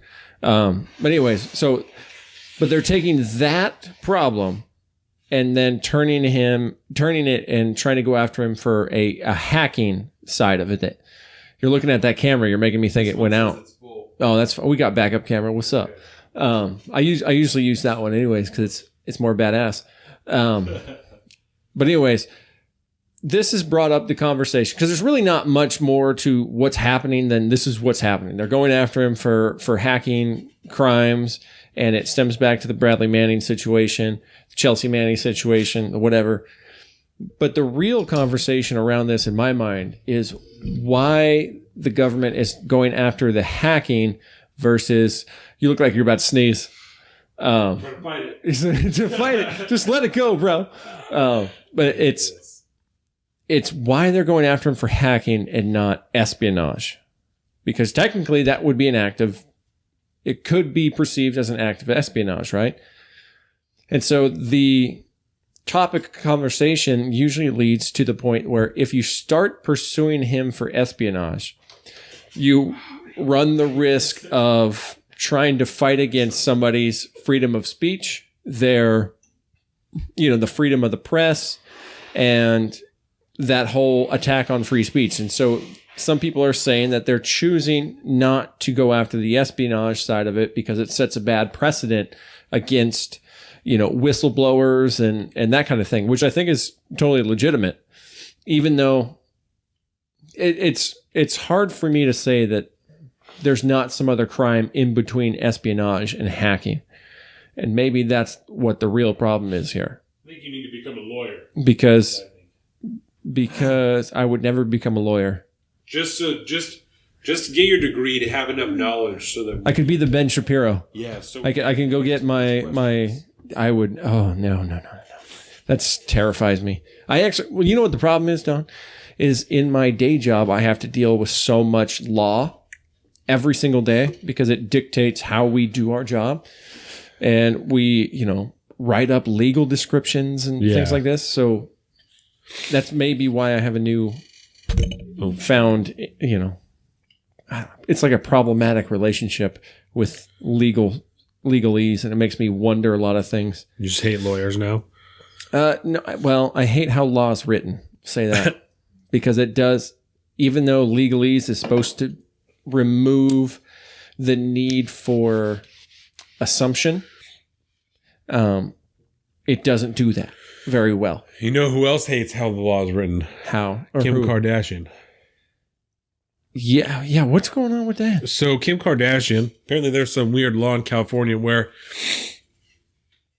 if you intern enough somewhere for long enough that you can become a lawyer. Yes. So Kim Kardashian is going to become a lawyer in California. Yep. Just through doing essentially OJT, on the job training. Yep. Oh, Jesus, help us. That's really How do you feel about that? Because again, that makes me think about my job. So sorry, my allergies are terrible, everybody. Legal licensing, right? Because the way we have the ability to write up these legal descriptions and actually have them mean anything is because to become licensed in the state of Washington, you have to be approved by a board and all this stuff. Very similar to the bar. There's tests you have to take and all these things. And so I can understand not requiring a college degree because currently in Washington State, it's not. To be a lawyer? No. This is in my line of work. Oh. But it's similar because, to be able to have legal authority in some fashion, you have to do a similar process. Yeah. You don't have to go to school for it, right? You can, and it helps, but it still takes a long time. It's like being a doctor in a way. Like you have so many years you have to put in. And so for law, because but keep comparing yourself to a doctor, Colin. No. I'm just kidding. Mandatory. I'm just kidding. Okay, we'll go trades. We'll go trades. To Totally become a licensed carpenter, you got to do an apprenticeship and go up. Yeah. Right. Okay, boom. I'm just fucking with you. But they don't fuck around with the law like I do because I'm a lawyer. Oh my God. But see, now that I'm talking this out, because I've never really thought about it before. Yes. Right. I'm thinking out loud. Good. I don't know if I disagree with that. I don't think, depending on what type of law you pursue, why do you need to go to college for it? If you can prove that you know the law and still be able to pass the bar exam and sit for your bar board, interview, and essentially they're more like interrogations than anything else. But if you can still get through the process, why do you need to go to college? So I think that she said she intends to. Kim Kardashian becoming a lawyer scares me. I think we're moving into pop culture. That's what scares me. But I think that she said she intends to take the bar in 2022 because I think you have to do that for 4 years and then you can take the bar exam. So that would make sense. I'm interested to see what happens. Let's bump it up to 8. And then, and it has to all be confirmed apprenticeship under a licensed lawyer already, a bar-approved lawyer already. Yeah. Maybe. Because what does it take to go to school and to intern and stuff to become a lawyer? What, 8 years maybe? Something to like be that, probably. fully. Well, apparently not in California. Apparently it only becomes 4 years. But, I mean, I don't know. I guess I'm down with that. But Kim Kardashian becoming a lawyer scares me. I don't want that. Would you hire her as your lawyer? I mean, I don't know. Maybe she's an idiot savant who's really, really good at law. Who knows? It just, from what I know of her now, and her business acumen and cutthroat fucking, business tactics and stuff, maybe she's not. I have a feeling she's a total fake and she's actually really intelligent and is purposely doing all this stuff, I would hope. But I don't know, man. Really? I wouldn't hire her. Are you kidding me? She's Kim Kardashian. I don't want her anywhere near my life whatsoever. I hate the fact that I have to hear her name or see her cottage cheese butt on the internet, or the little. Not I feel bad for Kanye, her. man. Kanye's married to a hobbit. I don't get it. Yeah, I don't love her. No, I'm not a fan. So I also heard. So I think we're pretty solidly in pop culture now, but I think we're in it. Will Smith, right? You like Will Smith, right? Do you think Will Smith is black enough? Sure. Because there are a lot of people who are saying now that he's not black enough, right? Because there is a movie that is supposed to be made about Richard Williams, who is the father of Serena and Venus Williams, and about, like his life and all this stuff. And Will Smith was supposed to play him. And there's a bunch of people who are now saying that he's not black enough to be that guy. His skin is not dark enough to play this person. Interesting. Well, that seems racist as fuck, first of all. But there's a really good South Park episode all about this, and I highly suggest you watch it. It's when all the rich people move into South Park, Will Smith included, Snoop Dogg. Yes! It's a great one. Okay, so there's two arguments to this I have. The first one is film authenticity. If you want to be true to the objective structure of who this person is in real life, yes, you need somebody that's well, I don't know. What does Serena Williams' dad look like? Do we need... That's the difference. So in other words, actually, no. That's totally Michael. Dude, his facial structure and everything is built for Will Smith. Are you kidding me? So... You just have to make him a little older and salt and pepper him up a little bit. But he's not black enough. That's bullshit. Intersectionality is such bullshit, especially when it interferes with Hollywood. I'm so done with it. Well, that's the same group of people that didn't want Scarlett Johansson to play the trans person. Trans person. And now that movie's not being made anymore. She got shit on real hard for Ghost in the Shell. Yeah. Which was that live action take on an anime show. And so did people get shit on all the time for that these days. What is this fucking girl's But Will name? Smith is a great actor. He would look identical to that character. I don't know if he can pull off his persona and who he is in real life and all the things that actually matter for acting. Yeah. But if you want to just go completely superficial, I think he's probably a better match than anyone else I've seen. That looks like an old Will Smith, dude. That's like Will Smith in 20 years. You kidding me? Have you ever seen, do you know who this girl is? Emma Stone? Yeah, I love Emma Stone. So she also caught shit because she was in a movie, and we might have talked about this before. Yeah. Where, she was Asian, but she wasn't supposed to be able to pass as Asian. Oh. I'm thinking about The Help. No. This is a different movie. So she was in a movie, I don't remember what it's called, but where she played a Chinese girl who, I guess the whole theme of the movie was that she wasn't supposed to look Chinese. And so then she caught mad shit for playing a Chinese person. I'm like, well, this is racist. I'm like, well, but she's not supposed to look Chinese though. Like, that's the thing. And people just didn't care about that. Interesting. I'm trying to see. Okay. The Help. No. Birdman. I probably would not think it's Birdman. No. The Favorite. Battle of the Sexes. No. No. La La Land. Is it like one of the newer ones? Yeah. Okay, Cruella, The Menu, The Croods 2. Zombieland Double Tap? What? Oh my God, Zombieland is one of my favorite movies. They're making another one. It's in post-production. The Favorite. Oh. Maybe it's that one. Interesting. I thought that was like in the antebellum. Yeah. Well, I don't know. That's not it. Oh, Jesus. Oh. I'm dropping everything over here. At least you haven't dropped your phone yet in this episode. Aloha. 2015. Aloha. Interesting. I think. And you know what's really great about that? The movie is about nothing about that. No? Well, maybe. Then maybe I'm wrong. Well, no, I mean, it could be like a subplot type thing, but the overall plot, it doesn't look like there's anything with... That's like career... Then maybe that's not the movie. Damn it. Just look up her playing a Chinese girl, you know? Oh, okay. Emma Stone, Chinese character. Emma Stone, Chinese character. Yeah. I wish I could type as fast as... There you go. From The Guardian, Emma Stone, the whitish Asian person Hollywood could find. Really? There you go. So the flick is... Okay, keep going. I'm going to find this thing here. What's the movie? Chinese, Hawaiian. So I bet it is Aloha. Yeah. Asian Pacific Islander. So there you go. Yeah, it's got to be that one. Aloha. And she's supposed to be, you know what I'm saying? And they're like, that's fucked up because she's fucking too white. But that's the whole idea. Or maybe not the whole idea, but that's part of the idea. Besides, man, these are movies. Okay, John Wayne isn't playing Genghis Khan anymore. Okay. Yeah.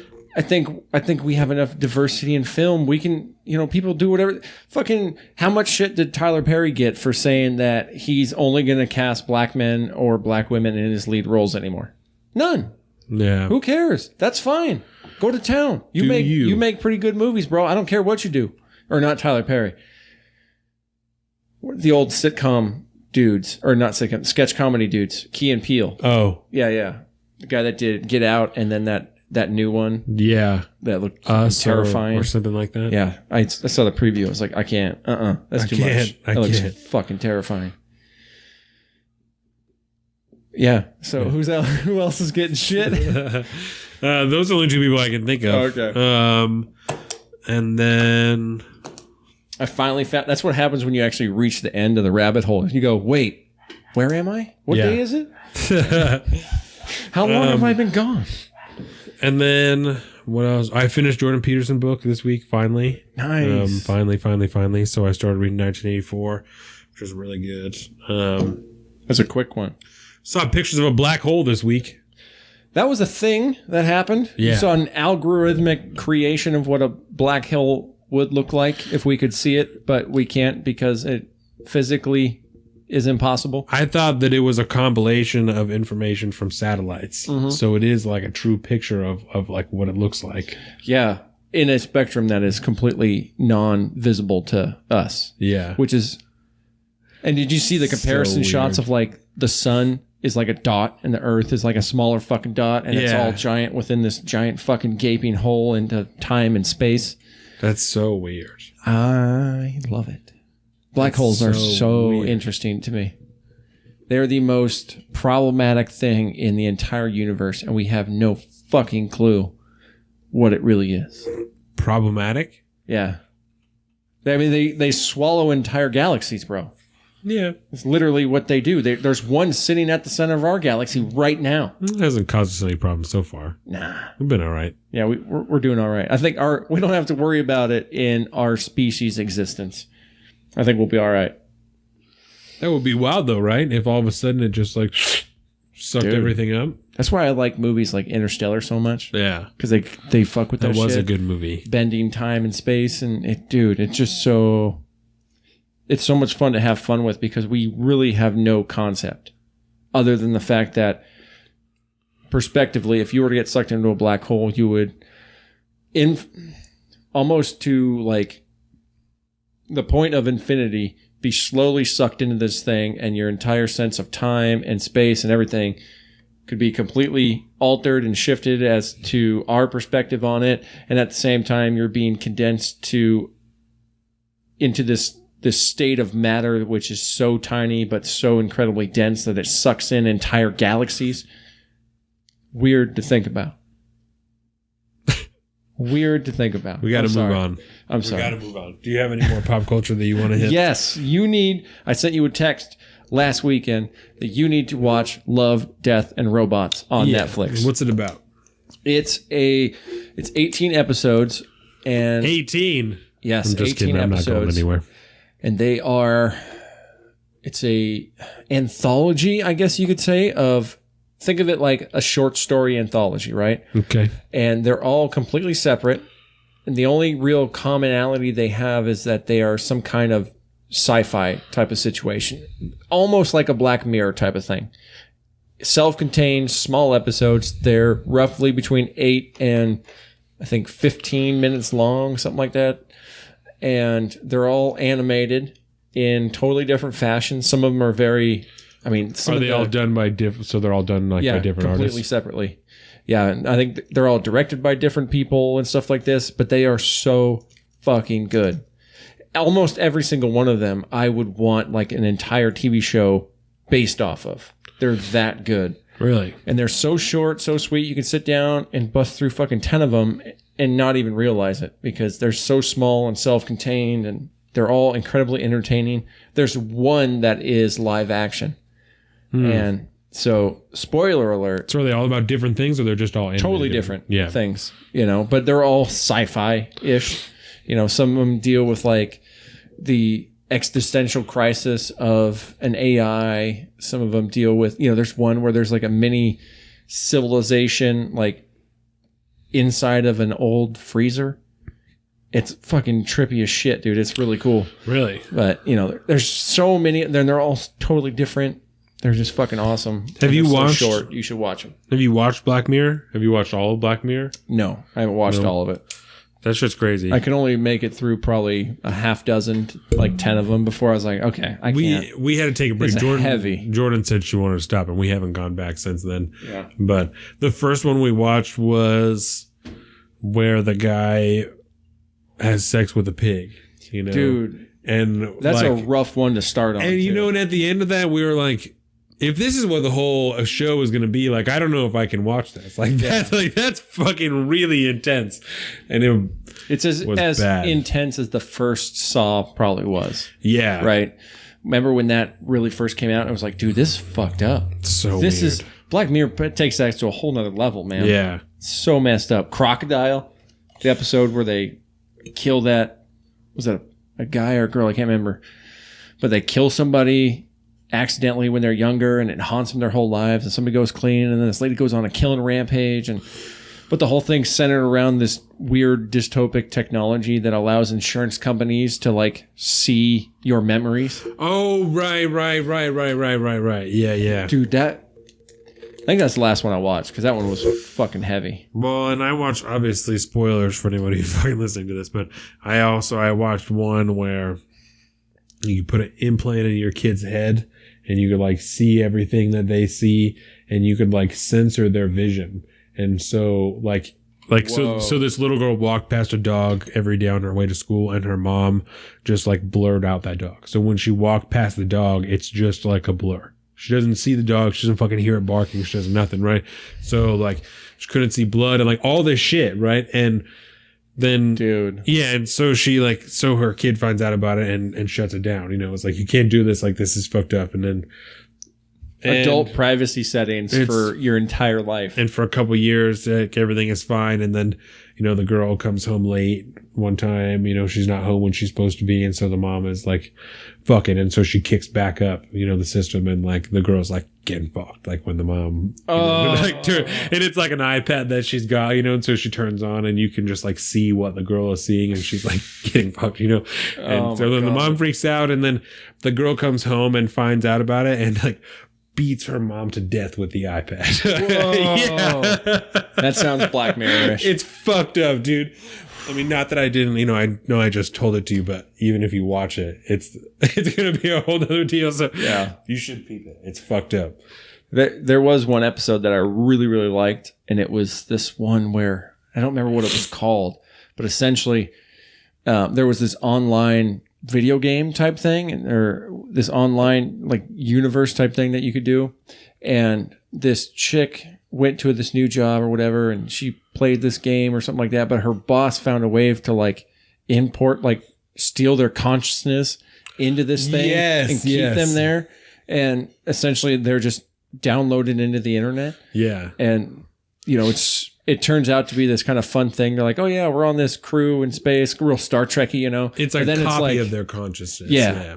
And so then all of a sudden it fucking like he goes nuts and like it tries to imprison them there and to keep them there forever. And dude, when we watched that one at the end, Jordan was like, that's really fucked up. And I was like, I don't really see what's that fucked up, because I'd be down with it. I was like, they're not real, right?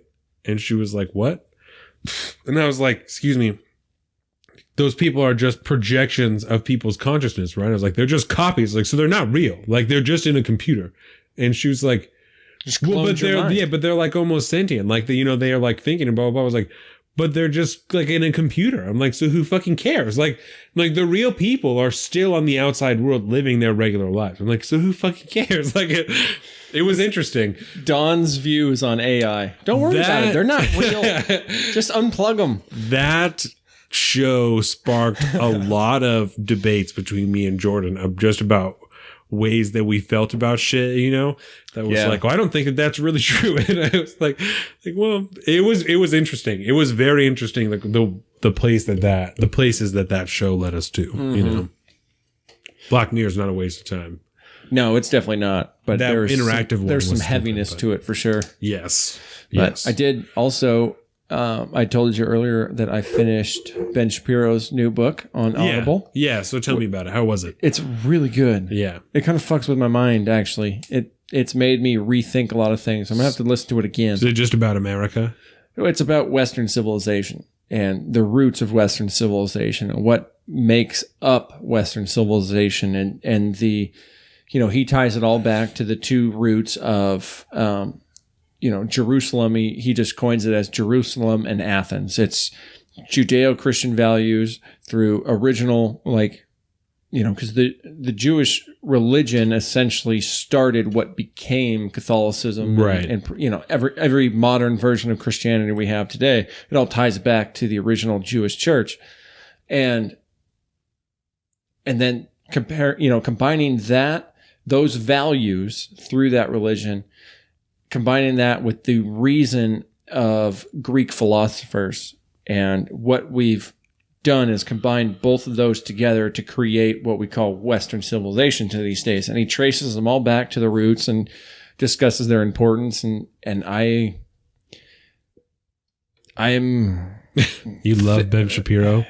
Yeah, I mean, I like that aspect of him. I don't, because he ties everything back to the fundamental truth of his religion, right? But to be able to see past that to just the strict values pulled from that religion, because, you know, he believes, I think, in essence, that you cannot fully embrace the values of Judeo-Christian values unless you buy into those religions. And I don't think that's right. Because I think you can just, if you know what the values are, you can teach and study those things outside of the religion itself. As More long of a as Sam Harris tilt. Yes. Yeah, but I think Sam Harris's argument it kind of chooses to not even look at that side of it whatsoever.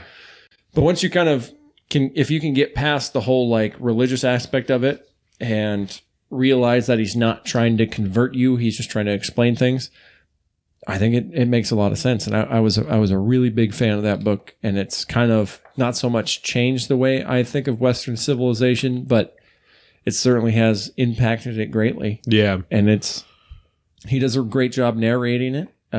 He doesn't talk very fast, which is nice. He's not his normal fast talking self. And said he does narrate it, right? Yeah, he does. That's nice. Yeah, no, and he does a great job because he speaks much slower when he does the Audible audiobook compared to the way he talks on his radio show and shit. Yeah, where it's so fast, if you slow it down to like time and a half, he sounds like he's drunk. Yeah. You could still understand everything he says. It's just, he just sounds like he's fucking hammered, which I think is the greatest thing on the face of the planet. But I even finished a fucking sci-fi audiobook. Sci-fi. Yeah, I had 2 new books in 2 series that I really love, and hammered through one of them, and now I'm hammering out the other one. You know, I talk about The Expanse a lot. Just getting hammered? Dude, hammed up. Well, yes, see, The Expanse. What happens is now that I've been more comfortable with my job and I'm working in the office a lot, I get a lot of my podcasts during the day, and then I come home and I make myself play video games every single day now after work. Nice. For a little while. It's forced relaxation time. That's good. And I've been you should take advantage of that now. I do. I am, because I know it's going to go away at some point in the near future. And so I do that, and so I've been playing this game called Division 2. Division 2, and I'm almost done with the campaign, but it's really fun. And so I put on my audiobook while I play that game. And so I've been hammering through shit, and I love every second of it. But other than that, that's all the pop culture I got. I think that's all I got too. I don't think I watched anything new this week. Actually, I did have one more. Yeah, Game of Thrones is on Sunday. Like this Sunday, like tomorrow. Like you miss. We're talking to you in the past, so you in the future should feel lucky that you watched Game of Thrones on. By the time you hear this, you already know who's dead. Because somebody's dying. Somebody is dying. I haven't watched a single trailer for it. The real plot twist would be if no one died in the opening episode. Right? That would be the real plot twist if no one died. That would be so funny. I'm interested. Okay, so here's another one for you. Yes, and then I do have pop culture. Go ahead. Okay. Game of Thrones is coming out. Crap, what was I going to say? I did start a new show. What? Have you ever seen The Goldbergs? Yes. I watched it on Hulu, right? Yes. Well, The Goldbergs, I think, is kind of finished. And they did a spin-off show called Schooled. Called The Steelbergs? No, it's called Schooled. And so the former guidance counselor, the ladies man, he is now the principal at the school. And then none other than the powerful Brian Callen, who plays the coach. Right. Okay. He's still playing the coach, but like he's actually a main character in this one. And then they bring in Lainey, which was one of the side characters. She's one of the main characters too, except she's there now as a teacher. Yeah. But it's just like Goldberg's 2.0. Except instead of taking place in the 80s, it takes place in the 90s. So many 90s Easter eggs, man. You're just so much happier there. Oh, dude, it's so good. Gak. You remember Gak? Yeah. And I think, was there a Pogs episode? I don't remember. Yeah. We talked about Pogs last week. Yeah, I remember that. So yeah, highly recommend. It's fun. So tomorrow, yesterday, if you're listening to this on Monday, I'm going to go to a concert. I'm going to see Earl Sweatshirt at the Showbox Soto on Sunday. Oh, really? Yeah. Yeah, tickets were only like $35. They were Rapper? super cheap. Yeah. Right? Yeah. Earl Sweatshirt originates from Odd Future. That's right. And now does his own music, just as Earl Sweatshirt. And so he sounds way too familiar. Me and Trenton are going to go, and Jordan is going to stay home. Oh, dog. So it's going to be my first time like that far away from the baby by myself. So how was your guys' date night, by the way? That was a couple weeks ago, right? It was chill? We made it through dinner. Oh. It was a whole deal. I would rather not talk about it. No, I think that speaks volumes right there. It was a whole deal that we will totally talk about, not on this podcast. I was hoping to be like, dude, it was great. We had a dinner whole night. Was awesome. Yeah. I had really delicious fish and chips, and I had one beer, and then some shit happened anyway. Yeah, but you got to get out and go have some dinner. That's always a good thing. Yeah, dinner was good. And so we can move on to sports. I was like, I didn't know there was a landmine right there. That's okay. I know. I never even. I didn't mention it, so I forgot that happened. That's great. That's okay. So we can move on. So anyway, sports. So, and I wanted to talk to you because I feel like you've talked to me about this before, but Jordan mentioned it to me the last time because she's been watching the show like all the time now because she's got nothing but time at home. Oh, I love you, Jordan. And Dax loves to listen to it, and so they watch the YouTube videos, which we have like your daddy all the time. We have like a bunch of subscribers on there. I don't know if you've noticed, but we have like like 30 subscribers on there. What? Yeah. Oh, word. You should look at. You should. I don't even look anymore. That's the thing. And that's the thing. You should peep it. Peep it right now. Yeah. All right. Let me just recover from the shock of that statement real quick. I know. So in other words, make sure everybody go out and tell your friends about us. Yeah. Watch us on YouTube because it's ballin'. So what was I saying? Oh, so Jordan was talking to me about 27 subscribers. There you go. Guys, thank you. And so guys, gals, people of binary origin. Thanks for, putting up with our shit. Jordan was talking to me about doing like a standalone sports thing to talk more in depthly about sports, because when we do it on this, it's more of a list thing. And she said she enjoyed it more when we talked more in depthly about it. So the week I was gone at Comic-Con and Meat Eater, thanks for the hat again, Meat Eater. You fucking nailed that thing, dude. Caroline and I both sat there and watched it. We ate some arepas on the side of the street in Seattle and watched you do your badass sports thing. It was great. It was fun. Definitely should do that. And so I think that when it gets closer towards football season, I'll look into doing that, and just do a podcast like at my house probably or something like that. Yes. And maybe just try and have one person on there a week to discuss whatever with me. So grow my young flower. Yeah, so it'll be good. The first thing we can talk about, Leonard Fournette, running back for the motherfucking Jags, got arrested on Friday, I think, for driving on a suspended license for a speeding ticket he didn't pay. The speeding ticket was like a year ago, and it was like $200, and he never $204, which he had 30 days to pay and never paid it. Ouch. And now he got arrested, and he paid his $1,058 bond like 20 minutes after he got arrested, but didn't pay the $200 ticket. And just to be clear, right now he's in the middle of a 4-year, $27 million contract. So you're gonna. Why would you not just pay the ticket? I don't know, because then he had a suspended license and was still driving around, just whipping, doing whatever he wants. So, fucking league should bench his ass until he pays that shit. Yep. So, you're a fucking millionaire. You play professional sports. Have some basic fucking responsibility in your life, please. No reason he hasn't paid a $200 ticket for speeding. No. So that's drop his ass. So we'll see what happens for Leonard Fournette from there. And let's start locally with our beautiful, beautiful young Russ. Right? Leonard Fournette, bitch. So Russell Wilson said last week that he wants his deal done by the 15th, because Russell Wilson wants a deal. He wants a fucking big money contract. He wants to be the highest paid player in NFL. He wants his fucking cash. He does? Yep.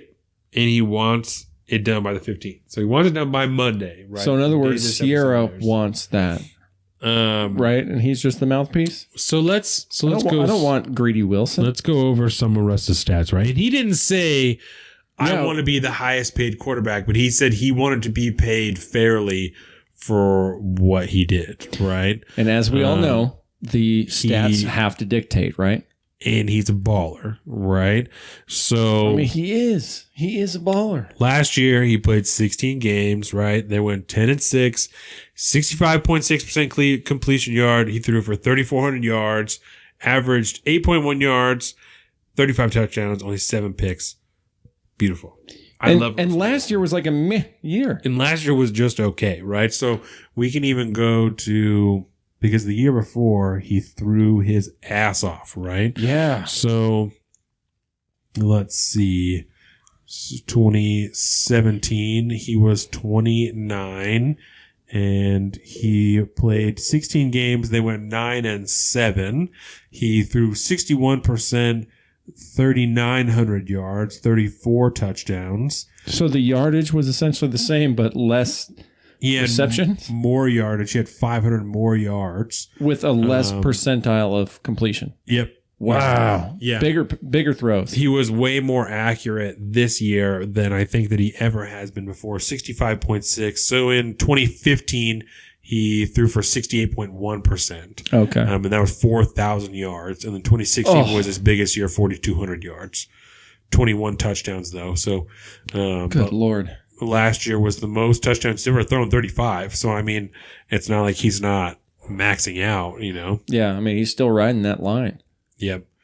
Man, pay the man, bro. So it's right. So it's not like he doesn't deserve it, especially when you have people, Matt Stafford, Derek Carr, Kirk Cousins, who just all signed contracts that are not as good as Russell Wilson. Mm-hmm. You know, he deserves, unfortunately, the way that market goes, the way that football works, you know, you're paid based off of what the last person was paid, not exactly what you're worth. And so that's how all those other people got that much money. So that's what puts us in a position now to pay Russell Wilson this much money. So, but then is that going to set us up for failure in the future? Russ gets crazy and retires or gets hurt or something like that, and we got to throw in someone else. If he's a baller for a year, do we have to pay him a shit ton of money? I trust that they would probably front load his contract a little bit, you know, that he's going to get a lot of money up front and then, you know, stick around. Right. Guarantee a good amount of it. But he's a good enough guy. I mean, you can trust him with something like that. They would also love, obviously, for him to go, for us to go to another Super Bowl. Yeah. You know, so there's going to be a lot of incentives built in there for playoffs, for postseason, for all that shit. So I'm interested to see.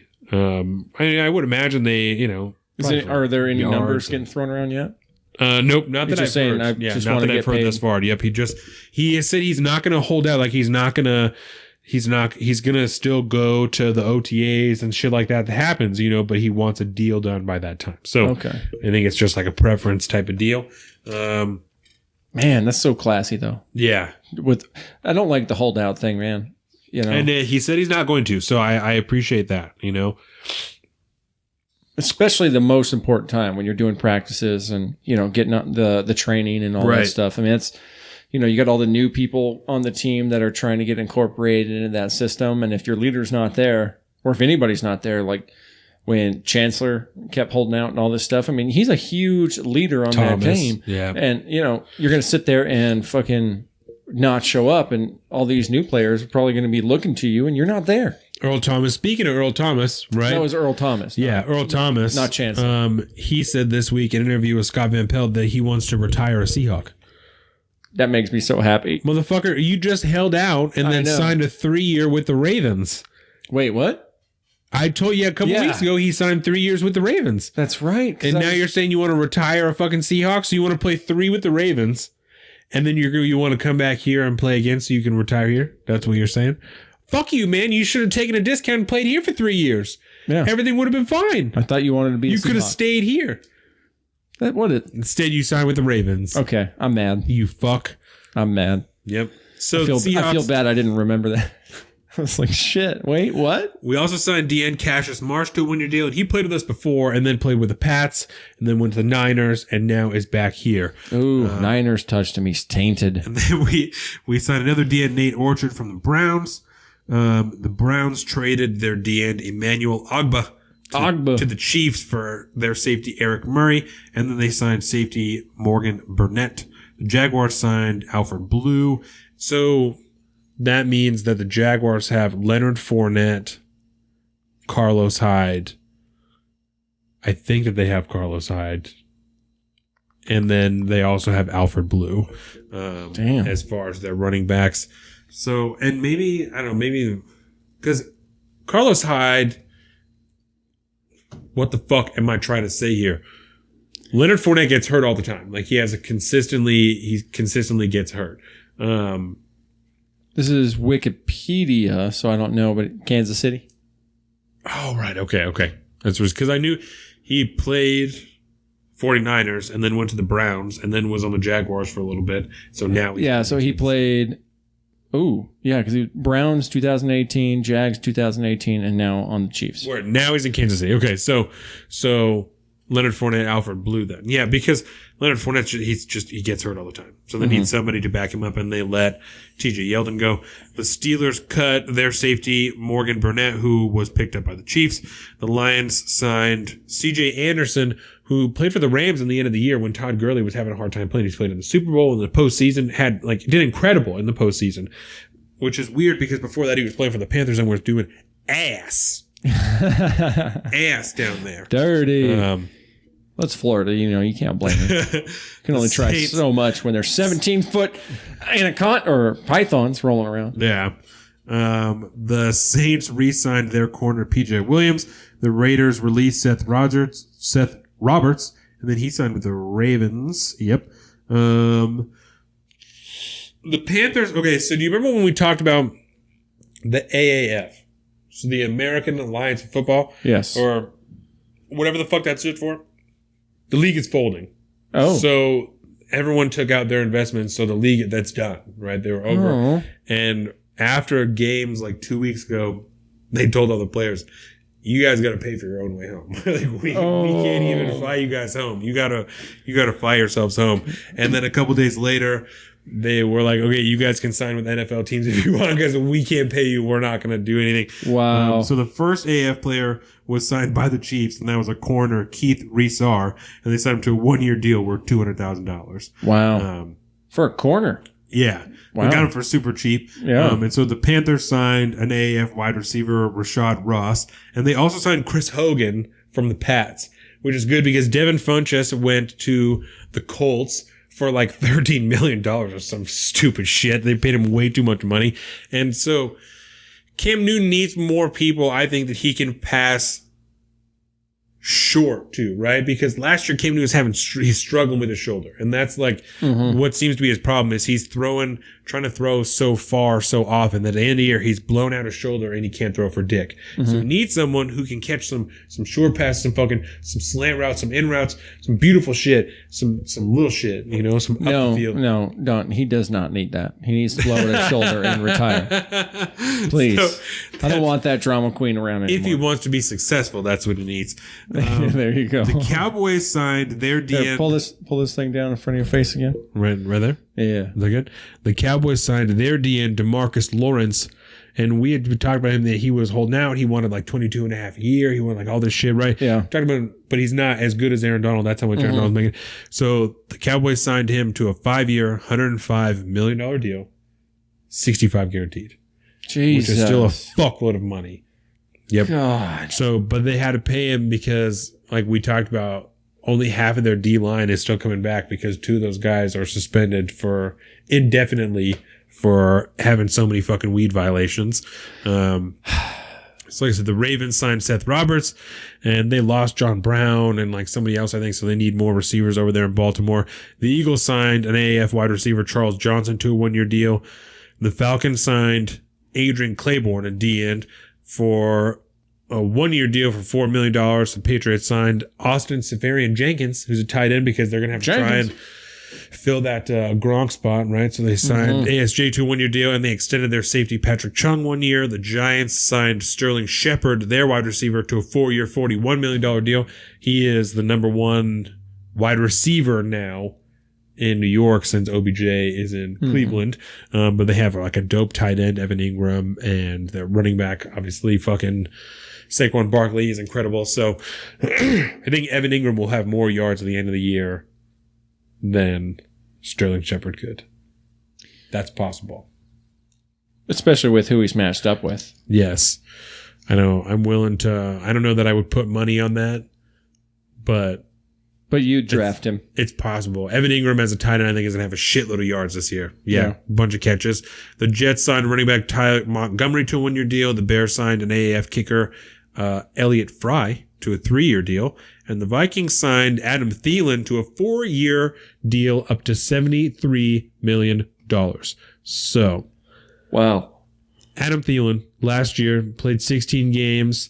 He had 113 receptions, 1,373 yards, and 9 touchdowns. So the first, I think, 7-8 games of the year, he had 100 yards every single game, which like he was breaking records up until that point and was quieter towards the end of the year. But that first set of games, he was fucking playing stupid good. And Adam Thielen,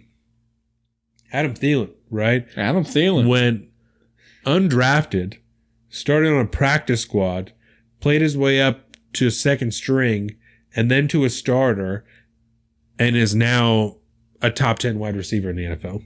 Look at that. Isn't that crazy? Progression, baby. Yep. Next thing you know, he's the next Drew Brees. Except not a quarterback, but we're going to talk about baseball. We have to talk about Mariners. baseball for a minute because the Mariners are playing fucking incredible right now. Did I see something? They're 10-2? The Mariners are 13-3. 13-3. Mariners are 13-3 because they took another loss last night to the Astros, which is like, I know they've been on a fucking huge streak, but they're leading the league in runs. They have the best record in the league. I think the last picture I saw, or the last stat I saw, was they had like 102 runs, and the next team had like 87. Like, man, the Mariners are playing fucking incredible right now. It's absurd. Okay, so give me percentage-wise, roughly, how far are we into the season? 13-3, so that's 16 games. So isn't there like over 165, right?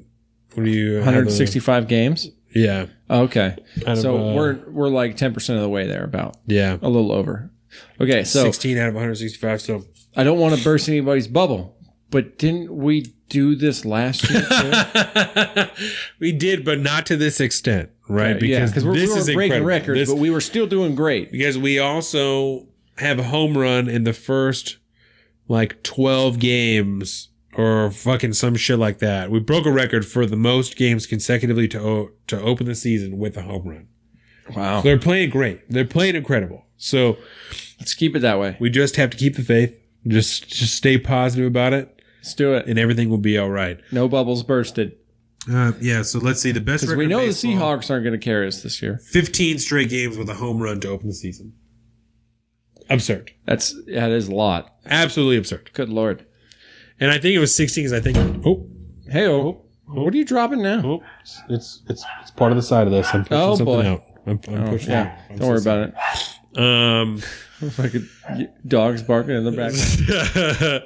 The studio's falling apart. Yeah. That's it. Yeah, it's incredible. 15 straight games with a run. It's absurd. Home run. Go Mariners, man. That's all I got for sports, so we can hit the line and get the fuck out of here if you want. What? Okay, let's see. I don't know why I felt the need to do that. Let's see here. Man, what the fuck, man? You just injected Mexican collagen into my eye. Yeah, I didn't think it would hurt you. I don't even know where you got that shit.